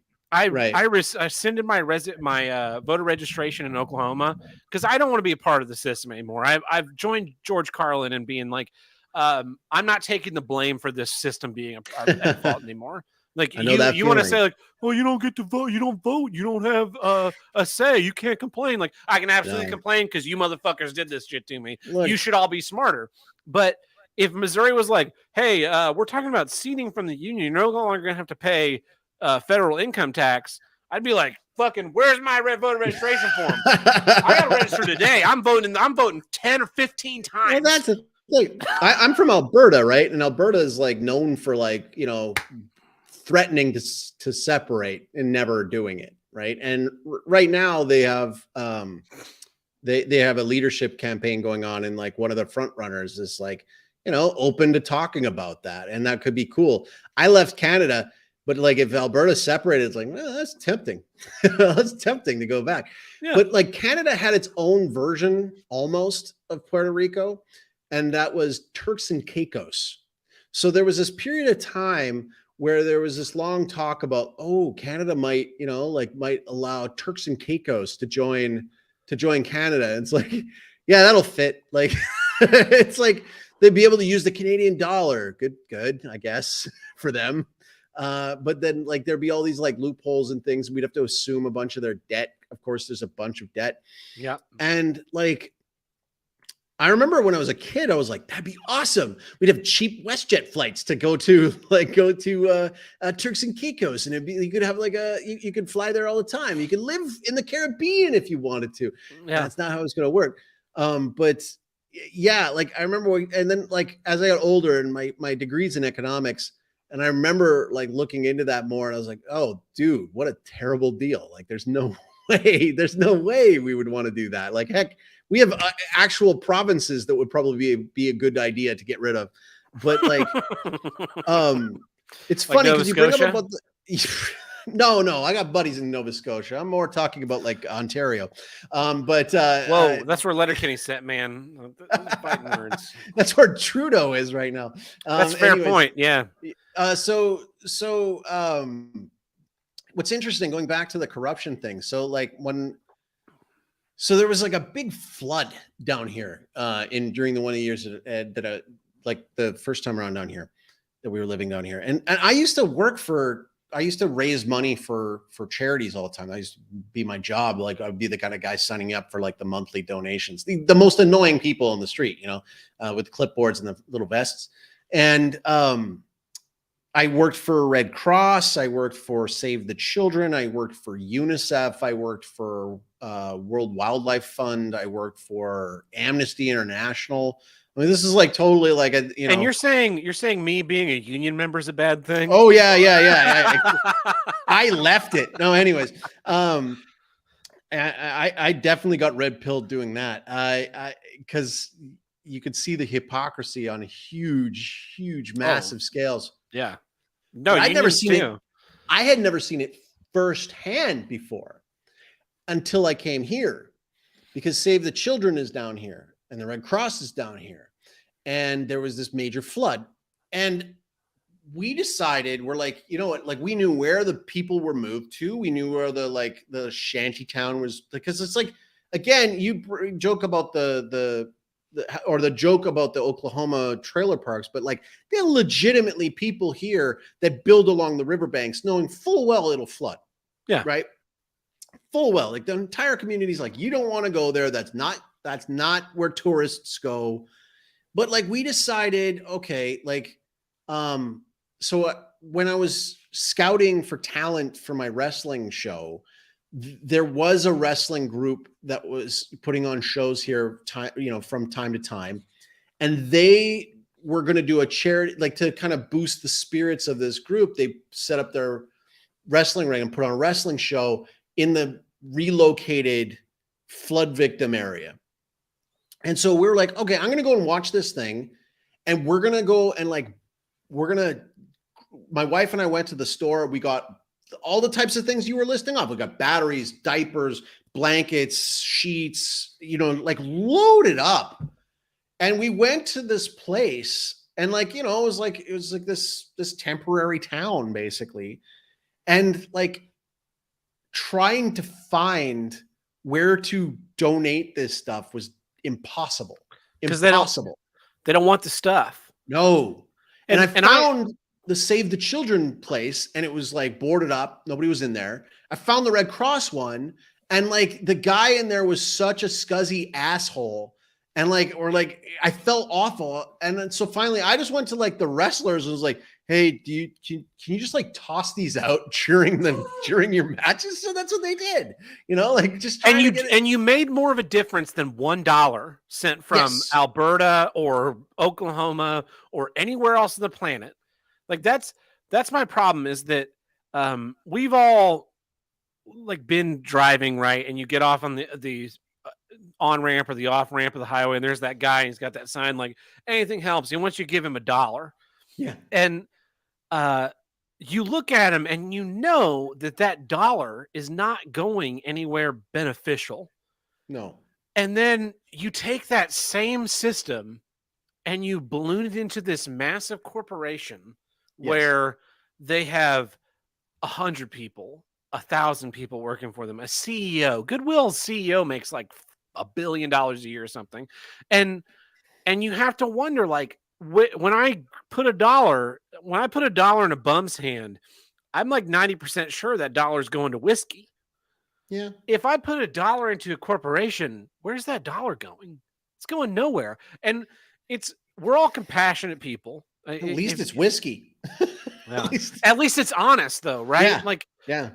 I dated a girl who was like, yeah, I don't give bums money anymore, but I'll give them food. And it's like, I'd give them the fucking middle finger. I'm just in as much need as you are. Like, to quote Albert Doolittle, like I don't need more morality. I like middle class morality. You need more to be able to justify your existence. Whereas if you're just dirt poor, you're making it by. It's fine. And so these shanty towns that set up these pictures, like it's just a photo op for people to be like, yeah, we made a difference with your money. Send us this stuff and we'll drop it off in a pile somewhere for it to rot, or it'll sit in a warehouse and do nothing. Even if you send it through your organization, the AFL-CIO or whatever, sorry, I'm not trying to, get you in trouble, but like even there's going to be some person grifting off the top of that. That's even if you sent $5, like $2 is going to get to the guy who's going to steal from it in Puerto Rico. Yeah. And that's the thing I learned when I got back from Paraguay is like I got in my mindset of like, oh, they're so corrupt. They're so corrupt in Paraguay. And I got home and it was like, we're just as corrupt. We're just as corrupt. We just do it different. Right. Like in Canada, it's like, I'm not, oh, go ahead. I'm realistic enough to understand you have to spend money to make money. Right. Like, a great example of this is Tulsa Ballet in Tulsa. They have this big gala every year. I don't remember what it's called. But it is an event. They bring in outside. They go to the convention center in Tulsa. It's this huge ballroom. They bring in outside lighting companies to design the show. They bring in $20,000 worth of stagehand labor to set it all up. They, cater this amazing meal. It costs them probably $200,000 to put on this big event, but they get all of those rich donors, those people who want to be contributors to the arts. And those people plop down. I think last year they made $2.7 million. And that funded their season for the year. It lets them hire new dancers, lets them put on more shows. It lets them put on more educational series. It allows them to do a lot of good. Like, obviously it's a company that has to make money. They still sell tickets to their shows. I'm not saying they're like some charity. But I understand, like, there was a time where I thought, you're going to spend all this money on this gala and just have them send a check and save the money. I understand you have to spend money to make money. I get that.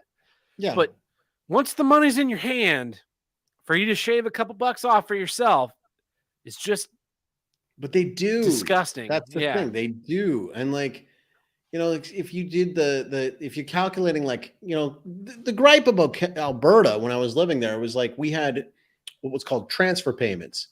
Right. So like basically each province puts in what they can and then it gets evenly distributed, or it gets distributed off. So basically the have not provinces get more money from the have provinces, but they only revised that formula when Alberta was a have province, when like oil was doing well and like we didn't have a government that like killed the oil industry in every way. So, but they didn't revise it afterwards. So like I went back to Alberta, like unemployment was through the roof and they were still overpaying on the transfer. They're still doing it now. And like when I was paying my taxes into it, you do the algorithm on it. You're like, dude, like I am paying way more in than I am getting even remotely back to us in the first place. And that's where when it comes to being here, I can appreciate it more because at least down here, most of my taxes are sales taxes.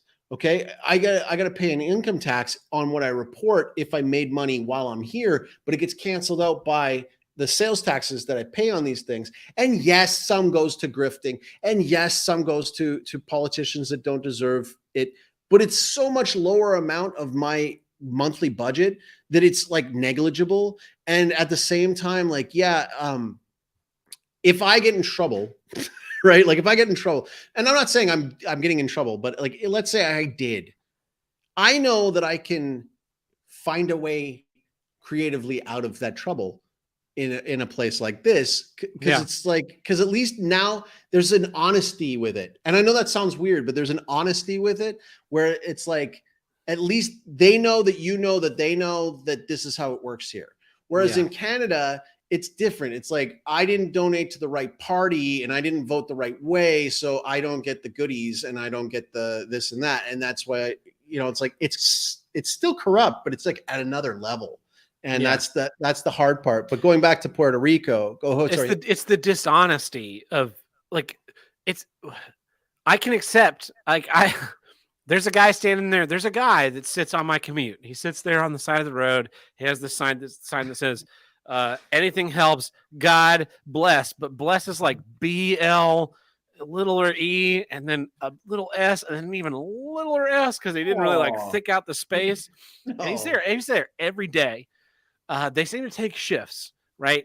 But I look at that guy and I'm like, I know that if I were to, one day roll down the window and give him $5, that money's not going anywhere good. But at least I know that. At least I'm aware of that. Whereas, so I live inside the city of St. Louis. A lot of people don't live inside the city of St. Louis for this reason. St. Louis charges a 1% income tax. So every dollar that I earn, 1 cent of it goes to the city of St. Louis, and it's less than $100 a month. Wait, a city charging an income tax? Yeah, it's less than. And it's not even a good city. That's fair. It's less than $100 a month. But it's not a negligible amount of money. Like it's more than a tank of gas, even in Biden's America right now. And like my benefits are, I can get free firewood from the city. Starting like November 1st. We have all our museums in the town are free. There's a handful of other like benefits of being a city member. But the thing is, like, if you live in Ferguson or Clayton or South County, like any one of the cities around St. Louis, you can just show up to the St. Louis Museum of History or whatever it is in Forest Park, and you also get it free. and you don't have to pay the $100 a month that I'm paying. And I'm just like the bridge and tunnel crowd. Oh, I don't like those. I've lived here for 3 months. I've put in my fair share of money, and I have got nothing out of it so far. And I keep being like, I'm getting this day off. I'm going to go to the museums. I'm paying for these damn places. And then work is like, oh yeah, we need to do this one thing. I'm like, well, there's my damn museum day that I'm paying for. Oh, it's free admission. It's free admission. Well, here's my income tax statement. I'm taking one of these statues, you sons of bitches. Great issue. Yeah, I hate the corruption. I hate the blatant corruption on display, and I hate, most of all, I've really come to hate my fellow man for not keeping track of things. People will talk about me. I was on WATP a couple weeks ago, and there was a comment on Reddit or Twitter. What does it stand for, by the way? You guys were referring to that in the. Who are these podcasts? It's a podcast where they review podcasts. It's great. It's worth checking. It's worth checking out. Probably a headphones podcast for you, I would say. Gotcha. But yeah, it's definitely worth checking out. They review these podcasts. I caught up on their back catalog this year. I finally finished like all their Patreon content, all their regular episodes, and then I had this hole in my life where I caught up on all the podcasts that I was behind on, and I was like, well, what the hell am I going to listen to on my drive to work? So I started listening to the Harry Hole series from Norway. As something to do. But so I was on that show, and someone was like, what I have to give Tab credit for is the fact that he can bring up some random medical terminology that Dr. Steve talked about more than a year ago while half in the bag on 12 beers or whatever the number of beers was. And I understand. I think I'm on the abnormal spectrum. Like, I'm definitely autistic in that I remember those things, but I can't be the only one. And And I know the answer why. Like, why is there not someone on TV like, we just had this conversation 6 years ago? Because it doesn't play well on TV. Like, these people are invested in it. It's just so frustrating to, like, it's a rerun. It is on the shuffle playlist of news. I'm getting this story again about Puerto Rico getting hit with a hurricane, and I need to send money into whatever so that poor people can not get help and the rich people in Puerto Rico can keep getting richer. Don't you kind of wish, though, sometimes, like, for the people who react to this the way that those soliciting the help would want them to react to it, like it's new, right? Like because you're saying, like, you can remember things from this point in time, like that's what happens to me too. Like, it blows my mind. You're not an idiot. Well, yeah, like people's memory is getting shorter and shorter and shorter. But what I always find really interesting is, like, these people who can live in the now and be like, oh my goodness, did you see this thing? And I'm like, yeah, I mean, I've seen another version of that thing. Like, like the whole thing about, like, when you see a big riot start over a police officer's mishandling of a situation or something, like, you get this big, huge anger and you go, like, which one is this someone about? Because, like, it seems to me like that's not even, like, we get to this point where, like, it's frustrating and it's like man bites dog. You know what I mean? Like, it's man bites dog. And like, some days I kind of wish that I could just check out and be in that, live in the perpetual now. Just live in the now with those. My one of my best friends, we used to talk about how amazing it would be if you could get, like, a drug, like, if there, or like a recreational drug that could shave off, like, a standard deviation of your IQ. Just, like, for, like, or like 2, depending on how deep into the dumb you want to get, but just to, like, shave it off, but, like, temporarily so, not like permanently so, but, like, spend a whole night, like, watching a show, like loving mainstream television and like laughing your ass off at SNL and, like, just all those kind of things. Like, how amazing that would be. And I would buy that. I would think that would be the greatest thing ever, because, like, there's this episode. I'm not a big fan of South Park anymore, but, like, there was this episode where Stan kept on seeing everything, like hearing everything as, like, shit, like the shit sound, like it was like everything, like, came out. And that's what ends up happening over time is, like, you guys are, when it comes, watched a new movie in, like, a long, like, the last movie I saw in the theater was Sonic the Hedgehog. And that was because I took my kids to it. Right? I saw Sonic. Sonic was the last movie I saw in theaters. And then the next movie I saw in theaters that I didn't get blackout drunk during, because I went and saw Spider-Man 3 or whatever it was, and I got wasted. It was great. So I have no recollection of that movie, but the next movie that I saw was Sonic 2, and I was like, I really have no interest in going to the movies ever again. No, they all suck. Everything's, and it's, like, funny, like, with the Spotify thing, like, like, in, this window of time, like, I put it like, this is when I was in college, and this is, like, what my parents used to listen to, and, like, all that kind of stuff. But, like, to get in, like, this, like, I remember in Houston, what was it, last year, there was that Travis Scott, like, Wonderland, like, catastrophe where, like, all those people kept dying at, like, that concert. And that was, like, a big deal. Oh, they're like wasn't there a stampede or something? Sort of, but people were just, like, straight up passing out and dying in the crowd, and, like, the show must go on, and, like, nothing, like, it was just, like, poorly. People should not only lose their jobs, like, people should be in prison for how bad that was set up. And it's like, I remember, like, the whole thing went down, and, like, as I was like, wow, that's crazy. Who the hell is Travis Scott? Like, I've never heard of this man. I don't know who. And I'm like, I'm blown away. Like, wow, he drew. Look at the draw on this guy. He drew. Like, that's a big. He's putting butts in seats if there were seats there. The only reason why I knew who Travis Scott was during that story was because Travis Scott was supposed to play in Tulsa. This is, I think, pre-pandemic, scamdemic. Travis Scott was supposed to play in Tulsa, and the night before was the Grammy Awards. And he did not win a Grammy for whatever album or single or whatever he had produced that time. And so the show comes in, the stagehands all get there. They're like, this show's not happening. He's not coming to town.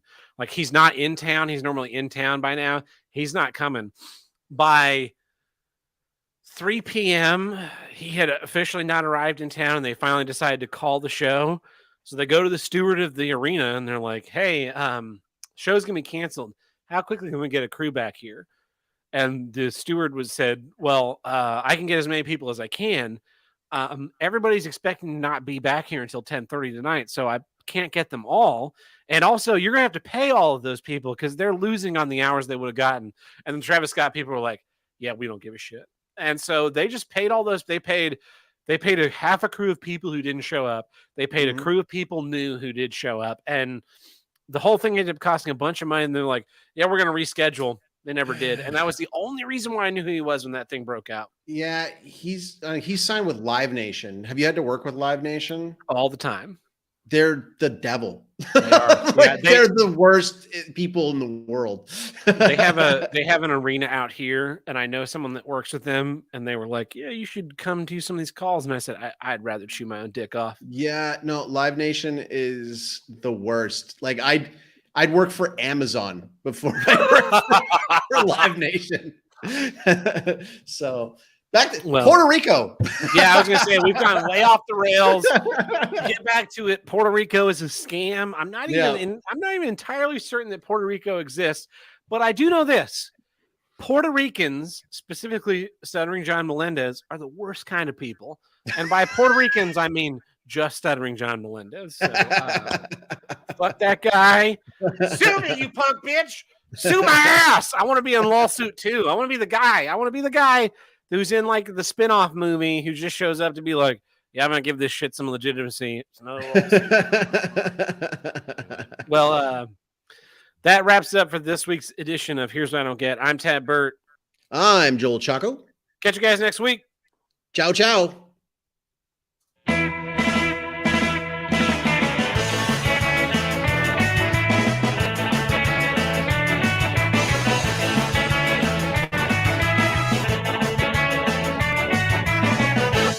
If you want to call on the Here's What I Got hotline, call us at 704-750-9434 and tell us what you don't get. Or you can visit us in our Discord, which I mentioned earlier in the episode. Join the community. There is a channel in there called Voicemail Upload. We have one voicemail here from Dark Dick Man. If Discord will stop sucking, I can hit play on this. Hey guys, Dark Dick Man here. Just another fucking slog through the day. Here's what I don't get. One of two messages I'll be leaving today. Why postal workers have to be such fucking cunts right off the bat? I swear to fucking God. Okay, so we get in. I get in. I'm checking to see if a package from the States has come.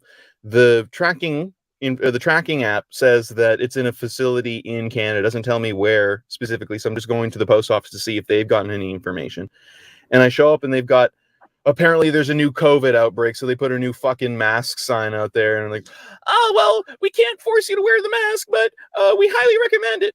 Okay, well, I've got more important things to do, like get my fucking mail, so if you don't mind, I'm just wondering, it says that it's in a facility in Canada, and I just wanted to know if that's this facility, and well, she, asked me for the barcode and tracked it, and then it's like, okay, well, no, it was held in customs, and already I know, I've seen several days ago from the tracking app that it was held in customs, and then it was out for delivery. It was let out for delivery, and then it said that it was addressed to me, waiting, it was addressed to me, but it's being held because, it's just some bullshit that I didn't understand. In any case, she said, oh, yeah, no, it's being held at CBSA, and I already know that that's not the case. So I just let her go off her spiel, and then I asked her a few more questions. Okay, so it's being held there, but it's not quite consistent with what I've got. Is there any... Sorry, to pause this voicemail. What is CBSA? I don't know. Even the Canadian doesn't know. Okay. Yeah, I don't know. No. I can't. I've never come across it. People are all dead to me. I'm not learning any of your acronyms. I live in Paraguay now. Go straight to hell. No. Like, you see, the thing is that if I order in mail when I was living in Canada, it'll just say like it's in Toronto or it's in Winnipeg or it's in Calgary. But for you guys, like we just like mask it under this cloak of Canadian secrecy. It's like yes, it's off, and we put it off in the Siberia of Canada, you know, to wait, you know, for you to get for you to get angry at our masked employees. Anyways, go back to those guys. Hotmail. Can you give me the date on when that happened? And she reads some more. She's just like, okay, well, actually, it was held in CBS. It was held at Border Security Agency, and then it was actually out for delivery yesterday. Canadian Border Security Agency. Yeah, okay. Yeah, there we go. Yeah. If I had just not hit pause, I would be able to figure that out for myself. So it's still not. Okay, so it did clear customs. It wasn't being held by customs. It might be here in the building. It's just not in your system. But I can't even say that. I have to be, yeah, you know. I understand, you know, you've got a lot of stuff. Maybe it's in the system, but I was wondering, you know, if it does get, if I do get an update that it's in the system, will I know of it here? Will I be able to show up tomorrow? Yeah, you'll be able to do that. Okay, fine, great. Thanks for finally communicating like a human being and not just like instantly getting your defense up and getting all reflexive and like, oh no, it has to go this way, it has to go that way, blah blah blah. Fucking human robots need a fucking bullet in the brain. So I've got a question. Thanks for not ending the show, by the way. I need an outlet. Talk to you later. Bye. Thank you, Joel, for not ending the show. Hey, like, well, you know, no, it's not thank you to me. It's thank you to Joel and Buck and Tony and Tim for deciding to like being open to keeping the show going. So I got a question for you, Joel. What is the Paraguay post office like? Because there's been this long-term debate on the show. We've talked to it for a long time about like people will call in and we don't really keep a tally, but they'll tell horror stories about FedEx, UPS, USPS, DHL. And like we're kind of keeping a mental tally of like who's the worst, and the worst is all of them. So I'm curious, like what is getting mail in Paraguay like? Well, so I've heard that there is like a legitimate postal service, but not like, it's not like I could send you a postcard, right? Like it's not like I could just put a stamp on something and it'll get to you. So I have to use DHL or I have to use FedEx. And I've had to use that before, like to send like documents back to Canada, and like just like legal documents in an envelope cost me like $70 or $80. Like it's like really expensive to send stuff away. But to bring stuff in, we use these Miami box services. So like there's all these different companies that like you get like a box that you can ship to in Miami, and then they send it into here, and it's like $21 per kilogram. So like if you're ordering DVDs and stuff like that, it's not expensive. But if you're ordering like, you know, something larger, like it can really add up quick. And like, oh, go ahead. So you ship, like if you bought something on Amazon, you would put in. I just ship it in Miami. Yeah, and so that then they box it and they send it to you.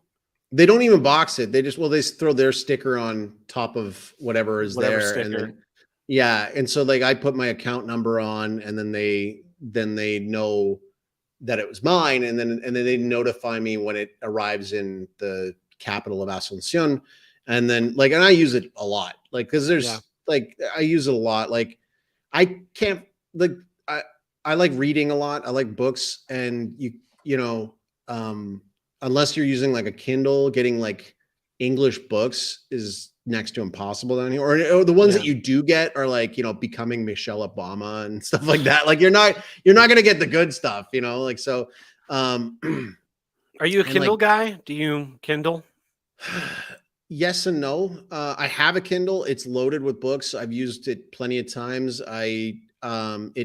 It's great for flights. It's great for waiting in places, but I prefer not to use a Kindle. And the reason like the real book? Yes and no. I'm not going to name the books, but I have 2 books on my Kindle that were officially banned by Amazon.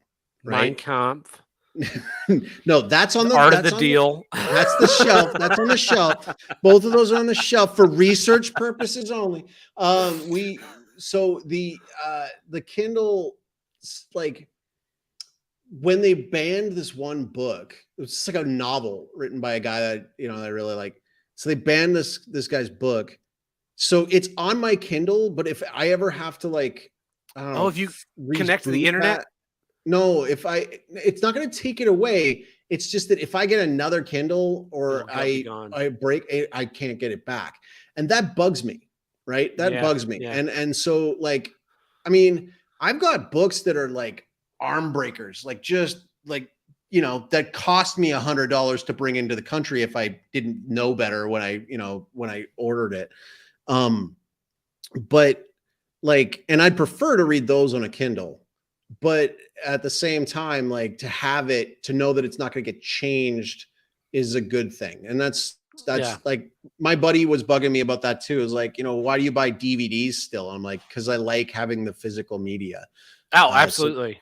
yeah. So Yeah, I know. I have all these Blu-rays in the house, Mhm. and I just keep buying more because like it's gonna disappear from Amazon or HBO Max or Vudu yeah. or wherever. But You're gonna have to keep those in your basement someday because they're gonna Yeah. like root them out. Yeah. I'm gonna be able to like fucking watch The Lady Killers on DVD until they release a Blu-ray for the rest of my life. Like, and so that was actually why I was not late, but it took me a while to get home. Is Because you were watching The Lady Killers? No, my counterpart, the counterpart TD and I, we were talking about books, and it was like, do you have a Kindle? Like, yeah, because I left my Kindle in Tulsa last time I was in Tulsa, and I'm getting it back this weekend.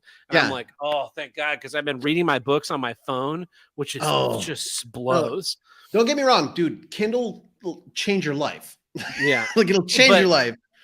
So we were talking. He was like, "Yeah, the problem with my Kindle is though, like I start reading a book, I get like a third of the way through, and I'm like, man, this is a really good book. I really want to own it. And then I buy the book, and so then I have the book and the Kindle, and I'm just like, damn it, I bought this twice. And the same thing with audiobooks. And I said, like, I have to really delineate. Like, this is an audiobook franchise. I will only get audiobooks. This is actually I torrent all my Kindle books. Like, I bought a book on Kindle like 2011, and that's the only book I bought on Kindle. Everything else is like a torrent of, well, they're all Star Trek books. Gotcha. That's what I read. And then my audiobooks I also torrent because I am a cheap bastard.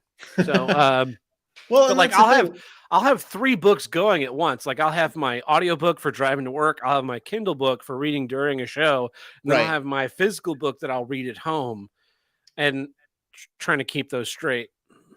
Well, and like that, I'm a multi-book reader at the same time guy too. So the funny thing about the Kindle is that like I loved it. I didn't know you could throw on torrented books for the longest time.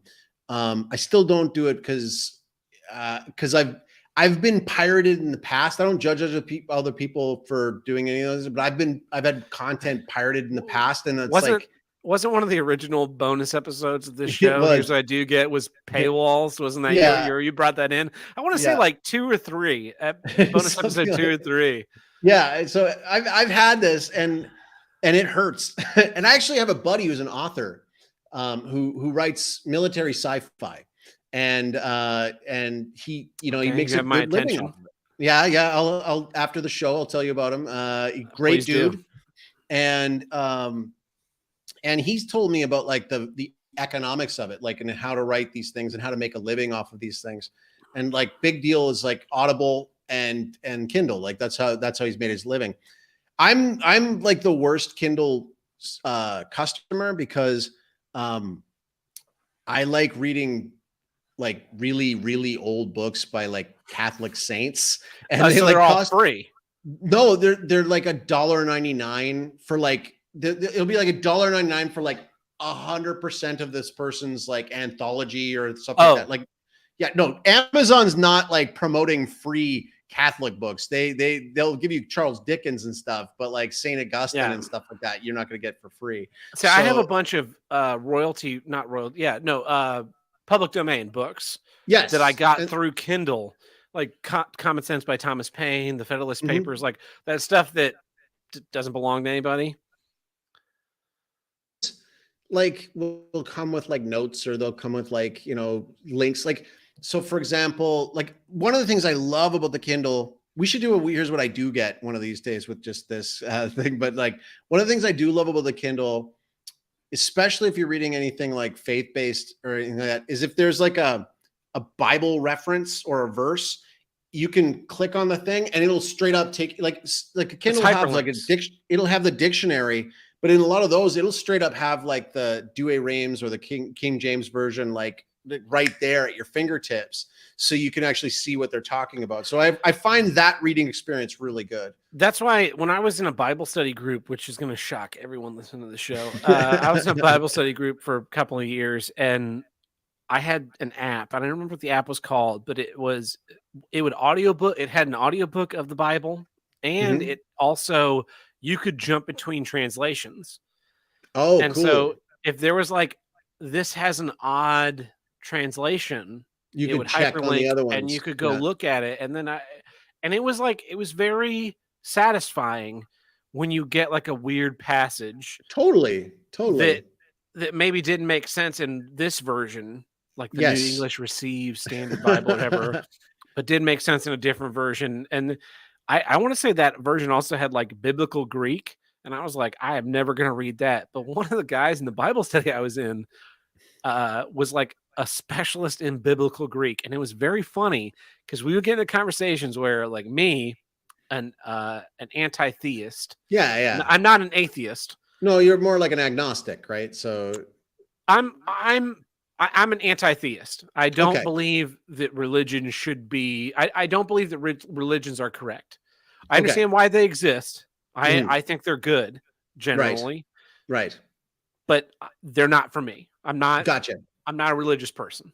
See, and I'm a moral absolutist, and so the way I look at it is like somebody's right, and this is the one that I think is the one that's the right one, and it because I went to that whole ballpark of, well, nobody's right, and I'm like, well, Mhm. somebody's right, like, and then I went through the thing, and I was like, well, this has been vetted for like 2,000 years by this one group of, and I'm like, I'll trust them more than like Pastor Jim Bob at the strip mall, kind of thing like that. Because maybe that guy's got a different interpretation. And anyways, we're in the weeds again. Yeah, we're way into the weeds. I'm gonna finish this anecdote and Sure. and then we'll jump into another voicemail. But so I believe what parable that I believe in is that you have three blind men touching an Yes. elephant. One thinks Yeah. it's a snake. One thinks it's a tree. One thinks it's a trunk. Yeah. But based on where he's touching it, I think that everybody's correct in their narrow human ability to understand the unfathomable. Gotcha. And so there are, because like if you look at god damn it, I'm going way in the weeds. Oh. If you look at the Australian creation myth and the Christian creation myth, they are shockingly similar. Despite thousands of years of no contact, and so there has to be something there. But anyway, Definitely. I like Yeah. hyperlinks in books. I like to be they able to help. jump They and- help so yeah. much. They help so much. And again, like I have this one Bible that I have is the Haydock commentary, and it's like the Douay Rheims, and it's so. We'll read that. He's comment laughing out at the in a second. comment. Yeah. Yeah. There's a Haydock commentary, and like it's the biggest Bible I've got on my shelf. I like you, so I got all translation. I would buy it, put it on my shelf. So if I'm having like a debate with like a Protestant friend or something like that, I'll be okay. Like let's go to the same passage, and That you tell me you're reading. what you're saying. Yeah. So you tell me which one is your, like, which book, which one which translation do you subscribe to? Okay, let me see. Like, this is what yours says. And so I have it handy at my fingertips. Although like there's this joke gift out there, which is like a stamp that says heretical nonsense for research purposes only. And so I kind of want that so I can put them in there so that when my kids look in there, like, oh yeah, dad doesn't want me reading that. Anyways. Holy crap. I want to buy you that. I want to buy you that stamp. Yes, Because that's please. hilarious. I bought the New Testament on audiobook read by James Earl Jones. I'm tempted to add a Darth Vader breathing track to it. You know what I would love? Have you ever seen, there was like there was somebody who did a thing where they took the opening scenes of Star Wars and they like dubbed in James Earl Jones from like other movies. And like so like every time that like Darth Vader's saying something, it's like another James Earl Jones quote from some other movie. And the thing is that he was in a lot of like blaxploitation films in the 70s, like playing pimps and stuff like that. So it's like basically like Darth Vader coming in when he's like choking that guy and he's like, you know, just like running like yes, pimp I lines at have him. seen that. Funniest Yeah, thing. I believe it or not, I also did a seminar, a speech on how Star Wars is applicable to the Bible. So, but here's a voicemail. No more, All right, no more voicemail. weeds. Sorry, guys. What's up, Tab? What's up, Chaco, I guess? Glad to hear you guys in the show officially. So I also, if you're calling in and leaving a voicemail and you want to leave it for a specific co-host, put their name in the first little bit and then I will save it for them. So this is a saved voicemail from a couple of weeks ago. So Love that it. I play it when you were here. Well, yeah. I kind of figured I would just start watching the news and waiting for something terrible to happen in St. Louis if you did end it, because I'm assuming Tabby will explode if you don't have a way to vent some of this anger that you have. I got a don't get for you. Fucking umbrellas. I'm not usually one to carry an umbrella, but I've started to as of late. And today was no exception. I got home from work. I went to walk my dog. It looked like rain. So I grabbed an umbrella. And about the farthest point I was away from my house, downpour of rain. No problem. Pop that bitch open, and a slight gust of wind just imploded the fucking thing. And I got drowned.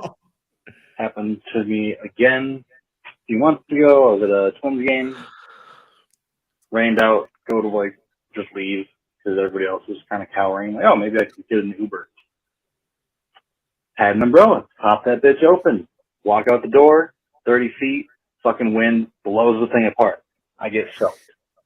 Fuck umbrellas. Am I just buying cheap shit umbrellas or what? Yes. Tab knows. Yes. Joel, this is Matt from Minnesota. Have a great day. Matt, Matt. what the F, dude?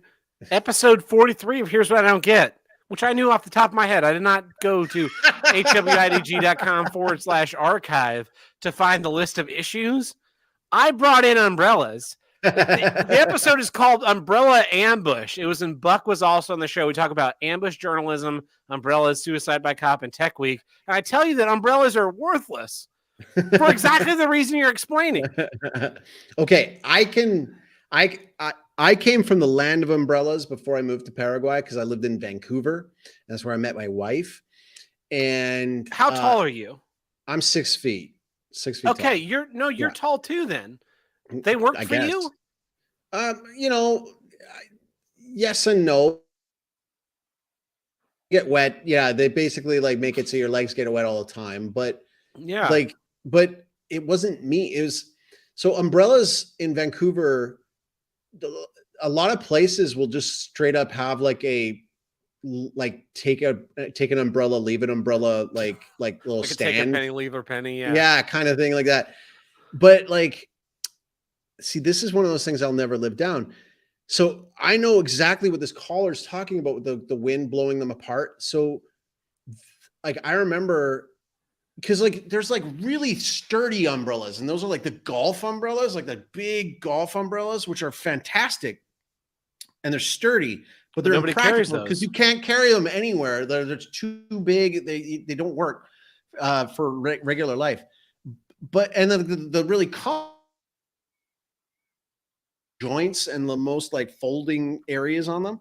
The ones that like telescope down and like they fit. Into like they can fit in a purse, right? Like so. Yeah. My wife, we were dating at the time, and I found this one place in Vancouver that sold like the elite highest end umbrellas that are like that had like a lifetime guarantee on them, right? But here's this other thing. So I'm going to hold up to the camera. Like these are my broken sunglasses. I was going to wear my sunglasses today on the show because I always wear my sunglasses, but they broke. And I know that because I buy cheap sunglasses because not because they're like, because I'm a cheapskate. I've bought really good sunglasses that last, many years. My problem is I leave them places. I forget them places. And I do the same thing with umbrellas. And so this is the problem. I went out of my wife does not leave umbrellas behind, and I had lost her umbrellas or they broke. So one year I saved up, this was I think this umbrella cost me $150 maybe or something like that. It was a higher end umbrella, and I got it for her, and it was a really great gift. And then one day I was leaving her place, and it started downpour rain, and I borrowed the umbrella, and then dumbass me left it on the bus. And so and we never got another good one like that again. And she so still married you. So yes, you won. You won. But I did win, yes. But we were actually just talking about umbrellas today, because in Paraguay, when the rain comes, holy cow, it is just boom, so much rain. Paraguay, the name Paraguay is para agua, it's the place of water. And my office is maybe about 30 feet away from the house, maybe 40 feet away from the house. So this is a little gap, but if it's really coming down hard, that's a decent little, I'm going to get soaked. So we started talking about I should have this is today, we're talking about this. We should have take an umbrella, leave an umbrella. I should have an umbrella here and an umbrella there, so that, but but then you end up with 6 umbrellas in your office and probably none in the house. Probably. Yeah. In episode 43, I talked about how much I hate umbrellas because I'm 6'2". They get, I just ended up getting soaked from the tits down. People are always let's share one, and there's not enough room. I'm 6'2". This person's short. It's not working for them, as I have to hunch over. But my favorite thing, and it's still my favorite thing, so many years later, was I loved. This was when I was still in college. I loved every so often it would rain. It'd have a real fucking pisser of a rain. And I would be riding to my bike to class, or sometimes I'd walk. If it was raining, I'd usually walk. And I'd see a trash can, and there'd be a umbrella just kind of jammed in there because it had folded inside out and all that. I've seen that. And I just be like, that's one more person who's learned that umbrellas are bad. And what's funny is over the intervening years since episode 43, 5 years of shows since then, I have gone through a phase where I've thought I should be a gentleman. I should have an umbrella. I should have a nice umbrella. I should have an umbrella that is good. And I've shopped for umbrellas, and I've never purchased one in those 5 years because I just hate them. What I do have is I have many quality jackets. Oh, there you go. My hair gets wet. Whatever. Yeah. My pants get wet. I wear waterproof boots to work. So, puddles, no big deal. I have rain boots that I never wear. I wore them. No, I didn't wear them. When my basement flooded, I'm back in my basement for the first time in 6 weeks or more since late July, whatever. Shit, it's 10 weeks since I've been in this basement to do the show. When the basement flooded, my rain boots were down here, and one of them filled with water. Oh, wow. So I didn't even wear them during that. I'm just I'm just going to take my shoes off and roll my pants up and wander through the floodwaters like a dipshit. I wear those if it rains, but otherwise, it's a raincoat all the way for me. It keeps the important parts dry. Your legs get a little wet. They're going to get that way with an umbrella. Well, it was more for when you're waiting for a bus. The umbrella is bullshit when you're walking, but if you're standing in one place, it can be, and it's just coming straight down on you. And there's something to be said for that sound of rain not hitting on you. An umbrella, yeah, it's something about that I really like. But was that it for the voicemails? No, I have a lot more. Oh, crap. That's the thing about being coming back to the show, right? Yes. And no offense to Joel, I'm not going to be I'm not trying to Maddox you by chastising you on the show. I think the conversation is what makes the show work. But you get out of the habit of No, actually, what it is the episode, the first episode you and I did together. I was like, Joel and I are fighting for host. We are Fighting both for what? we're fighting for host. We're both you're like you did Chaco Show, your solo yeah. podcast, which was Yeah. fantastic. You actually like that? The Hot I Taco Show. loved it. I took love a lot the of flack for interviews. that one. I maybe I'm the only one, but I loved it. Like I had the back catalog on my phone, and I would listen. Do you still to, have like, it? I don't even have no, it. I'm like 4 phones since then, but I had it on my phone. I had it saved, and every so often I would be like, oh, you know, let me re-listen to that like interview he did with Larry. And Yeah, if I was like working on a project at home, like mowing the lawn or working on like fixing this thing, because those interview type things they're good for keeping my focus. So yeah. Anyway, the point being, like when you and Buck did the show, no offense to Buck too. God damn it. I am now I'm fucking up again. When you and Buck did the show, and no offense to Buck, you were like the host that drove the show, and Buck was the co-host that went off on tangents. And so now at the last episode you and I did together, I was thinking, oh, we're both trying to like push the show along, but at the same time talk about what we want to talk about. So yeah.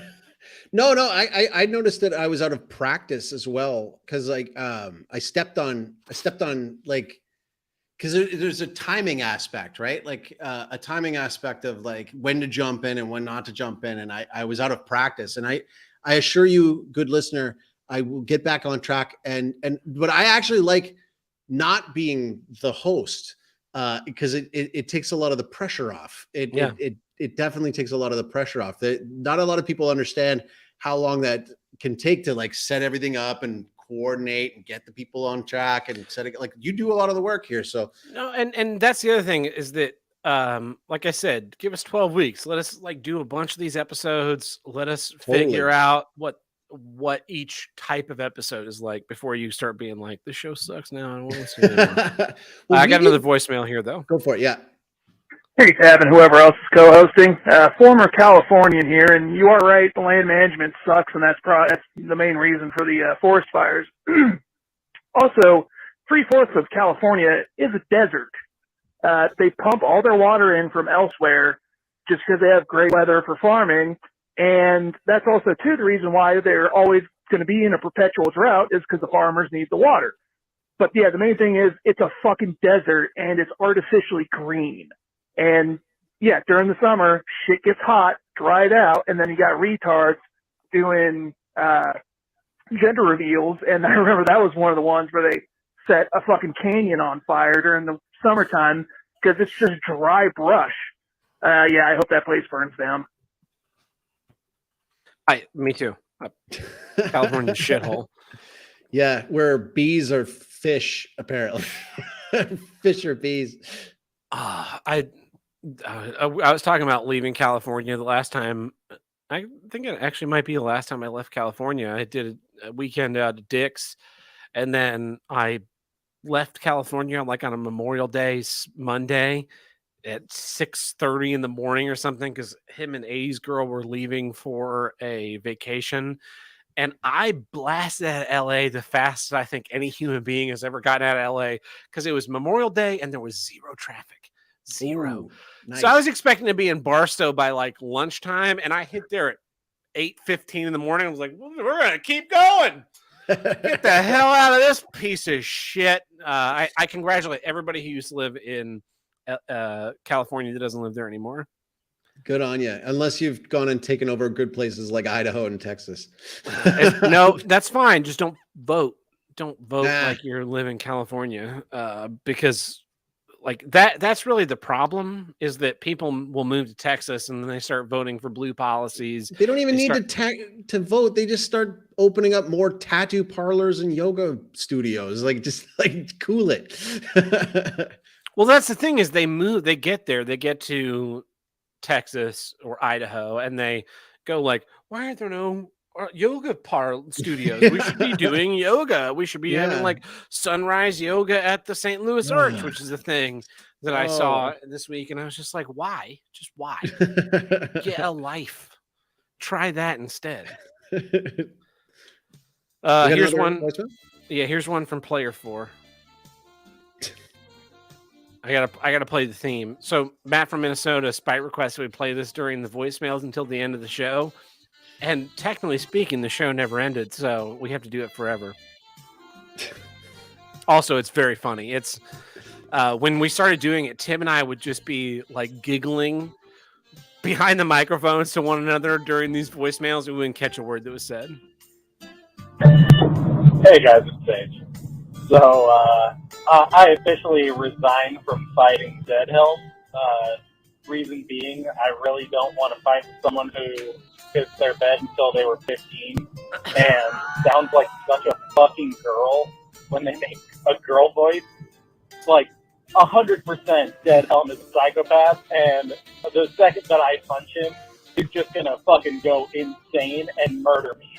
So I want a legitimate like fight. I don't want to get fucking murdered. So, and I know the dude's like 600 pounds or whatever, at least according to what everyone says. So yeah, I resigned from the fight from Dead Helm. Go, yeah, you win, buddy. You fucking psycho. No thanks. Not into that one. You're probably like fucking Jeffrey Dahmer or something in your mean time, like in your downtime. So yeah, not interested. You win. All right, bye. So Sage 0, Dead Helm 1. We're starting towel's been thrown. this fight out not well. So now Sage has to try and reclaim the title against Player 4 or Mr. Kill Everything. Will he do it? I don't know. Joel, do you watch Mr. Ed? Oh, you froze for me for a second there. We'll have to see here. Joel, do you watch Mr. Ed? A horse is a horse, of course, but nobody can talk to a horse, of course, unless, of course, that horse, of course, is the famous Mr. Ed. That's the theme of the song, the show. I'm familiar with Mr. Ed, and actually, I've never actually. I love the Mr. Ed reviews here, or what we're going through, but Mr. Ed to me will always be the movie UHF is one of my favorite movies. All right, I'm gonna have to talk to you later, Joel. Kidding. I had a bad experience with Weird Al, and I UHF was filmed in Tulsa, right? Yeah, I was going to bring that up. My hometown. Yeah. So I'm sorry. Do you know that Weird Al played a show in Tulsa, Oklahoma, and I brought a Blu-ray copy of UHF for him to sign, and he could not sign it because he had to sit behind his goddamn he had to sit behind his fucking plastic wall and not sign anything that I handed across the plastic wall. So I walked out of that theater. I gave the Blu-ray to Tim. I gave my signed poster to Tim, and I said, "Fuck Weird Al and fuck his stupid face." And I dropped him like cold turkey. I dropped him just like I dropped Star Wars. I am a fucking ruthless bastard. Dude, Weird Al was going to be on my next, here's what I do get. I'm psyched about the new movie coming up. But in the movie UHF, because you have seen we should do a review of that then. Sure. In the movie UHF, which also has a great DVD commentary, because he's kind of like you when it comes to autism of remembering super details. The commentary on that one's great. So anyways, in it though, when they come into the studio for the first time and they encounter Philo, the weird scientist guy, what's playing in the background in the studio is Mr. Ed. And it's to imply that this UHF station that they took over is that crappy that it's playing Mr. Ed reruns. So that for me, when I saw that we were doing Mr. Ed voicemails, recaps, I'm totally 100% on board. So hit me with it. Here we go. In episode 11 of the Classic American Documentary Series, Mr. Ed.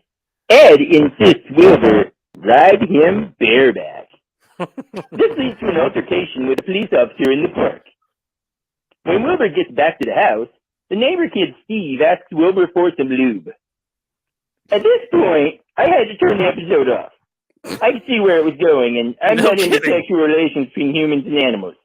This is the same action I took during the episode of the early 21st century science fiction horror series, Family Guy, where Brian ate out Stewie's ass. Tune into next week's biggest pod in the universe to hear Vito excitedly review the remainder of this episode of Mr. Ed.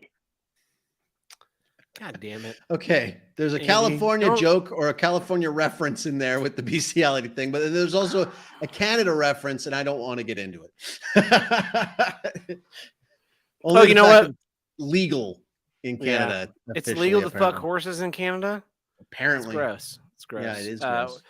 Well, we started this voicemail segment with a Dark Dick Man bad day number 1. Let's bookend it with Dark Dick Man bad day number 2. Hey guys, Dark Dick Man here. Voice message 2 for today. Here's what I don't get. Why single women are such fuck ups. I've already answered my question, I know, but you need to hear how much of a fuck up some of the women in my building are. So our tenants are expected to put their garbage bags in garbage bins and then place them at the front of the building, like right next to the street, so that the garbage men can come pick them up. Straightforward. Not for these ladies. Of course, you know, it's much better to leave your garbage just in a bag out front so all the woodland animals can come and make a mess of it, and so that I can clean it up, right? Because that's the most thoughtful and considerate thing to do with your garbage, just to literally make the most problems for other people with it. In any case, so that's what's happening. This was been going on at my apartment building for a long time. I've been cleaning up everybody's messes. Meanwhile, I'm the only person in the whole fucking building who puts their garbage in a bin I lost you there for a second. every week. So I decided, I mentioned to my dad, it would probably be a good idea to get a camera to start recording who's putting their garbage out in bags and letting the animals make a mess of it. So we did. And I started capturing it. And it's exactly who I I thought think it would be was doing it. white women. So I could have been an asshole about it. I really should have. I should have just screen capped photos and not just put them these photos and named and shamed these fucking retards who were doing exactly what I'm telling them not to avoid making a mess for me that I have to clean up, a mess of theirs. In any case, I should have put pictures all over the fucking apartment building of them being completely irresponsible. But instead I said, dear tenants, it is expected that you are to put your garbage in bins and out front for garbage pickup. Now that we have a camera, it's very easy to see who is and is not putting their garbage in bins. And just so you know, somebody will have to clean that up. So please avoid risking a mess that somebody will have to clean up at some point. I think that was probably just bordering the line between polite and firmly identifying exactly what the consequences will be if you are caught. Well, guess what happens next week? Once I've told them all in writing, I guess, that's the problem. I've told them all in writing, which they probably don't care about, that they're being captured on camera, violating the terms of their own lease, right? Not only one person put their garbage back in the bin. And I don't know who it is yet. Thank you, whoever it was. But all the fucking the rest of you need to be enveloped in as many garbage bags as are in a typical box, and then thrown down a flight of stairs, and then left out overnight so that the animals can pick at you. I swear to God, you need to be removed from functional society because you are just you don't cut it. What the fuck? Single women. Oh my God. Why? What a cancer. What a cancer. Goodbye. I do not miss living in an apartment complex. Oh man, me neither. Those places are hell on earth, man. They're really truly awful. But it's funny, he brings up about the animals getting into the garbage and stuff like that. Okay, you asked about my neighbors. So my neighbors, they just either bury their garbage, burn their garbage, or throw it over the fence into my yard. See your yard. Oh, yeah. And my daughter cut her heel on some broken glass. That went through her shoe, and we have to understand that, it's part of the culture. They don't have garbage collection here. You have to like take it to the bin, and like not everybody has a car, or like they have a motorcycle. Like I'm almost half tempted to like have a cart to like and bring it myself for them, but it's asking too much. It's not going to get there. But when it comes to tenants in this thing, I had heard that. I had a buddy of mine, a former friend who used to manage buildings. He was one of those friends who in around 2016, 2017, when he was like, you're supporting Trump, and that was it. Like, but anyways, this former friend was a building manager, and he used to say the same thing. It was the same demographic of people, although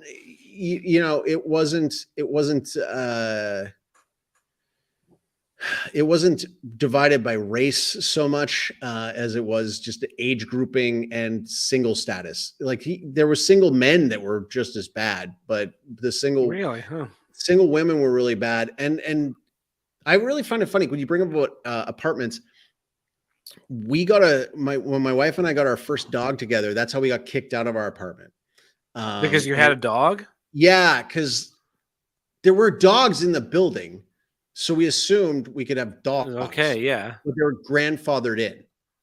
And even the building like super guy or whatever, the manager, he lived on our floor. And he had a dog? He had a dog. Oh, that reminds me of the story Buck told on the show. Buck told the story once where he like wired his forklift so his coffee pot was attached to his forklift, and his supervisor came over, took the pot of coffee, poured it into his coffee cup, and was like, "That's pretty good coffee. By the way, I'm going to write you up. You're not allowed to modify your forklift." And I said, I was like, "Buck, you're a saint, because I would have murdered everyone in that warehouse." I've been it. Hypocrisy sucks. But actually, it was funny because so we had this dog. The dog was barking. It just didn't like being left alone. And we couldn't how do you train it to like being alone? Like it's in an apartment building. It's impossible. We're like, eventually it'll work itself out, but he didn't, so this guy was like, you're going to have to get rid of this dog, right? You're going to have to get rid of this dog, or you're going to get evicted. And so we were like, oh, fine. Fuck you. Here's our notice. We'll be out, at the end of next month. Like we'll find our place and we'll be out. And the same buddy of mine, because this is a time when I was like looking for work and trying to figure out like what I was going to do, and he suggested getting into property management. So I actually took a course on it, and it blew my mind about how much property managers have to go through. Like I just took for granted like what being a tenant is like paying your rent on time, and notifying of changes, or cleaning up and trying to get your deposit back. So anyways, my wife lived, when we met, she actually because it was close to her work, she lived in the gay district of Vancouver. And so the owner, every time I come into the building was just 90% gay dudes. And so they're gonna say it was just a big penis. It pretty much you don't go use the pool. Anyways, the manager was this cattiest, meanest, just an asshole. And so when we gave the notice, he kept bugging us about it, giving us a hard time. So I went above him and went to the company that he worked for and was like, look, I've already out. There's what else do you want from us? We're already going out. Can you get this guy to knock it off? And so every time, and it just always ended up where we'd always be on the elevator together. It was always awkward. She was on the 17th floor. So it was this long, it was this long thing. And I'd always run into this guy all the time, 100% of the time.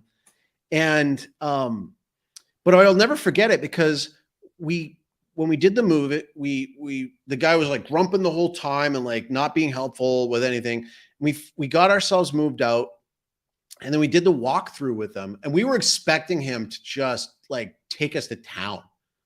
And he walked through the place, and you could see this like look on his face, like apparently like every like gay guy that left this building left a total tornado crash behind, and we were the one couple They took care of that your stuff. actually took care of our stuff Yeah. and left them a good thing. And so he gave us 100% of our deposit back and was like totally cool with us after. And I'll never forget it, because it was like, man, like I was such an asshole until he saw that we actually like, you know, took the time to like clean the fridge out, you know, like just do like normal person things. So yeah, man. The last place that I moved out of, I got a message from the landlord, and she said, "This is the nicest anyone has ever left any one of my properties ever."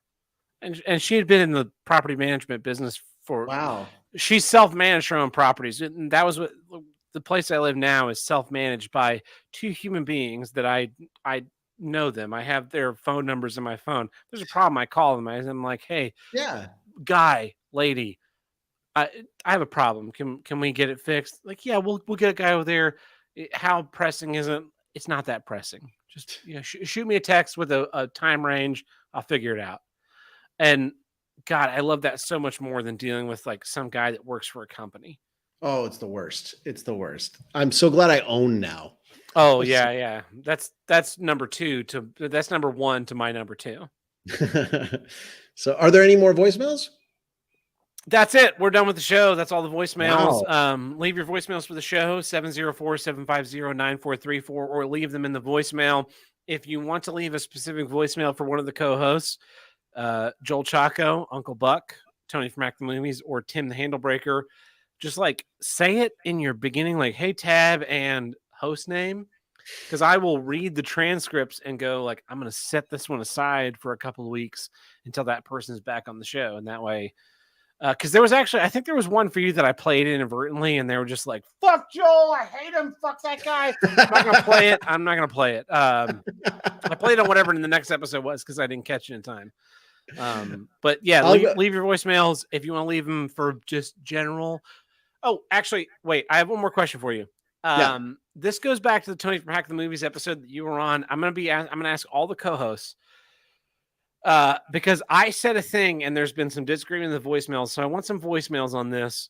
Joel, if I were to, like, right now I have to pee real bad. Mm-hmm. Yeah. Okay. So if I had to pee real bad, and let's say I'm sitting in the chair, I unzip my pants, I kind of pull my wiener out just a little bit, but not a lot. Mm-hmm. And I started peeing. And when I got up and left the studio, my pants were wet. Did I piss my pants, or did I just not piss outside of my pants well enough? Yeah. Okay. So I was listening to that episode, and because my reaction while you're thinking, that goes back to my reaction was immediately, you pissed your pants. Right. But here's the thing though, like, because like going back to the biggest problem, a totally unrelated show to this. Completely unrelated. I've never even heard of it. I don't know what you're talking about. Yeah. But a famous episode brought up the problem of piss driblets. Yes. And I mean, where does the line draw there? Because I mean, you know, like piss driblets aren't pissing your pants. I agree, but piss driblets are what's left in the chute after the muscle that is your bladder expresses the piss. Okay. Versus pissing your pants is losing control of the bladder and not getting it outside your pants. Right. That's a tough one. You know, because the thing is that like I'm with Tony that there was like an attempt was made. Because I used to always think that like pissing your pants is like you're unaware of you're either unaware of the problem or you don't care and you just go ahead and do it anyway. Mm-hmm. But then you know the point was made that like if you didn't do it properly enough and if piss did soak the pants, then they are pissed pants. So And if it came out of your wiener, yes, then you pissed the pants. Like right.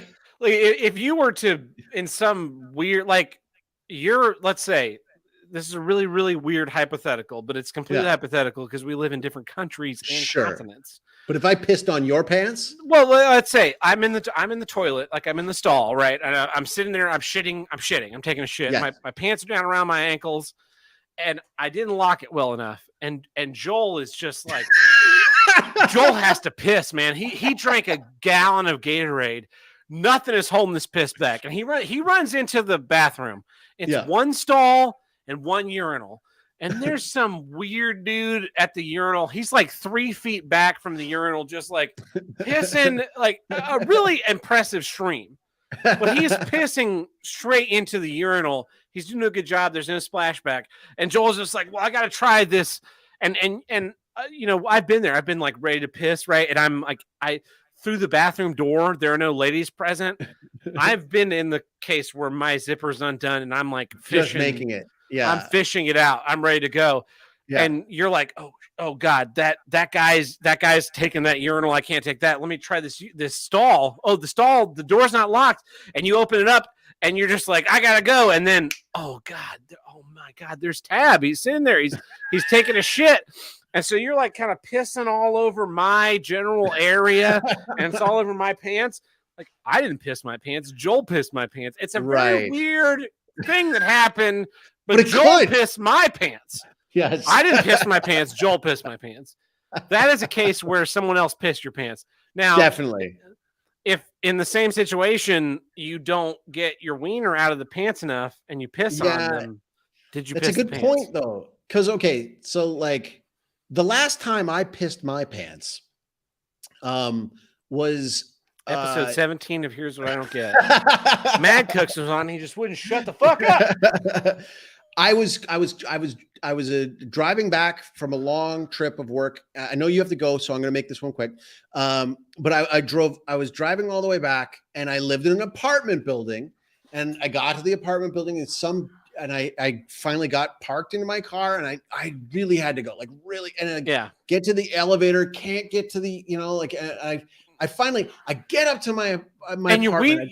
Sorry to interrupt. Your wiener knows. I don't know what it is. Like your wiener and your butt both know. Like when you start pulling into the driveway, it's like, we're near the home toilet. Like, whoa! I gotta like press the button to close the garage door. I gotta lock this door. I gotta unlock 2 doors. I have to get it through the house. I have to get to my bathroom and then pull the pants down. We don't have time. We're not even close to being ready to evacuate.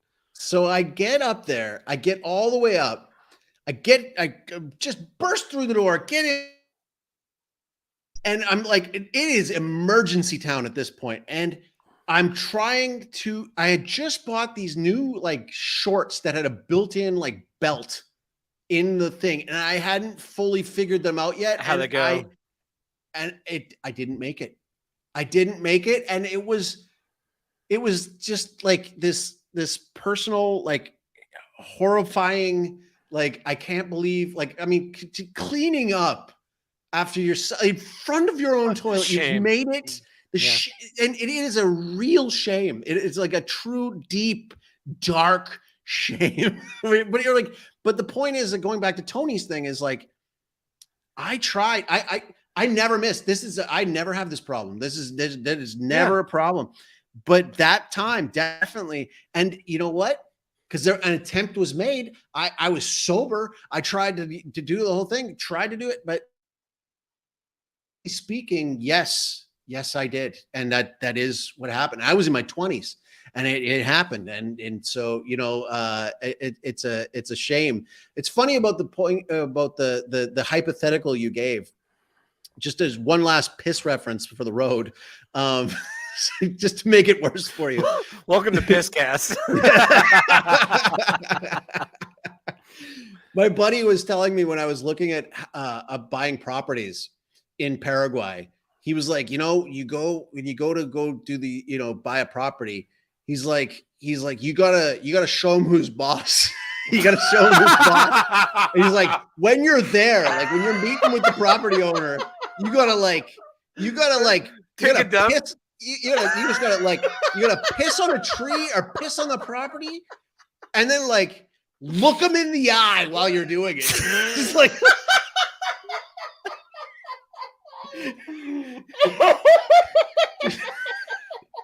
just piss and look at him, and then like zip up and like shake his hand and make an offer.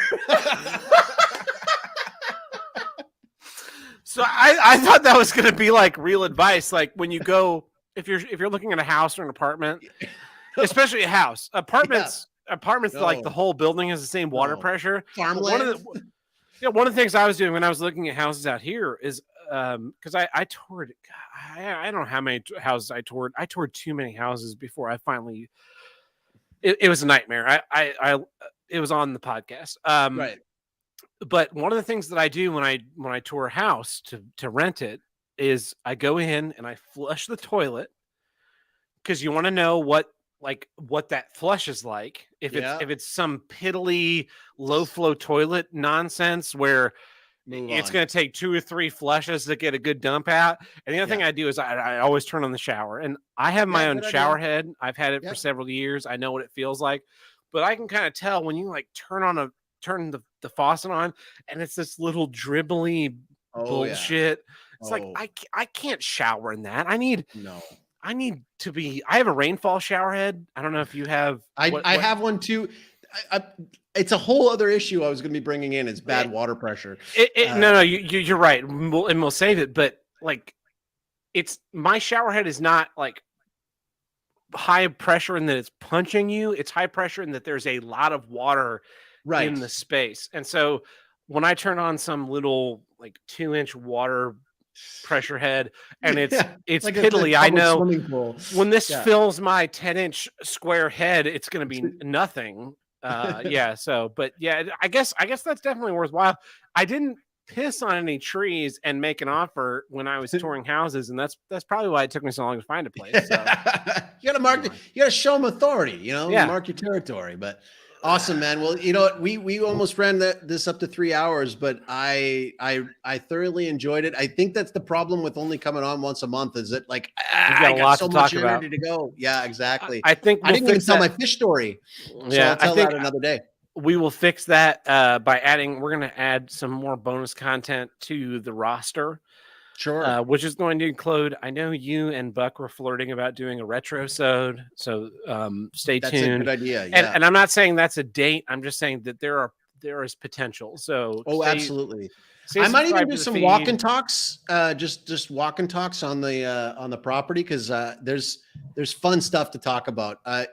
Maybe people will want to see my aquaponics setup now that it's like all working and stuff like that. I mean, it's bonus content, but don't feel like that's what you're paying for all the time. But I mean, if you're interested, sometimes people might be. And that's perfect for the $2 tier, because the $2 tier is those things where it's like, I don't really have a thing. It's not a set format, but I want to throw it out there, and I want to get it to people. So, and I'm not going to speak on anybody's behalf, but a 5-year later sequel to Chaco Jr. Maybe see how we were talking about that. We were talking about that. We could do that for sure. In any case, subscribe to the Patreon, patreon.com/HWIG. Leave your voicemails at 704-750-9434. And thank you everybody for listening. Until next time, I'm Tad Burt. I'm Joel Chaco. Catch you next week. Ciao, ciao. Awesome.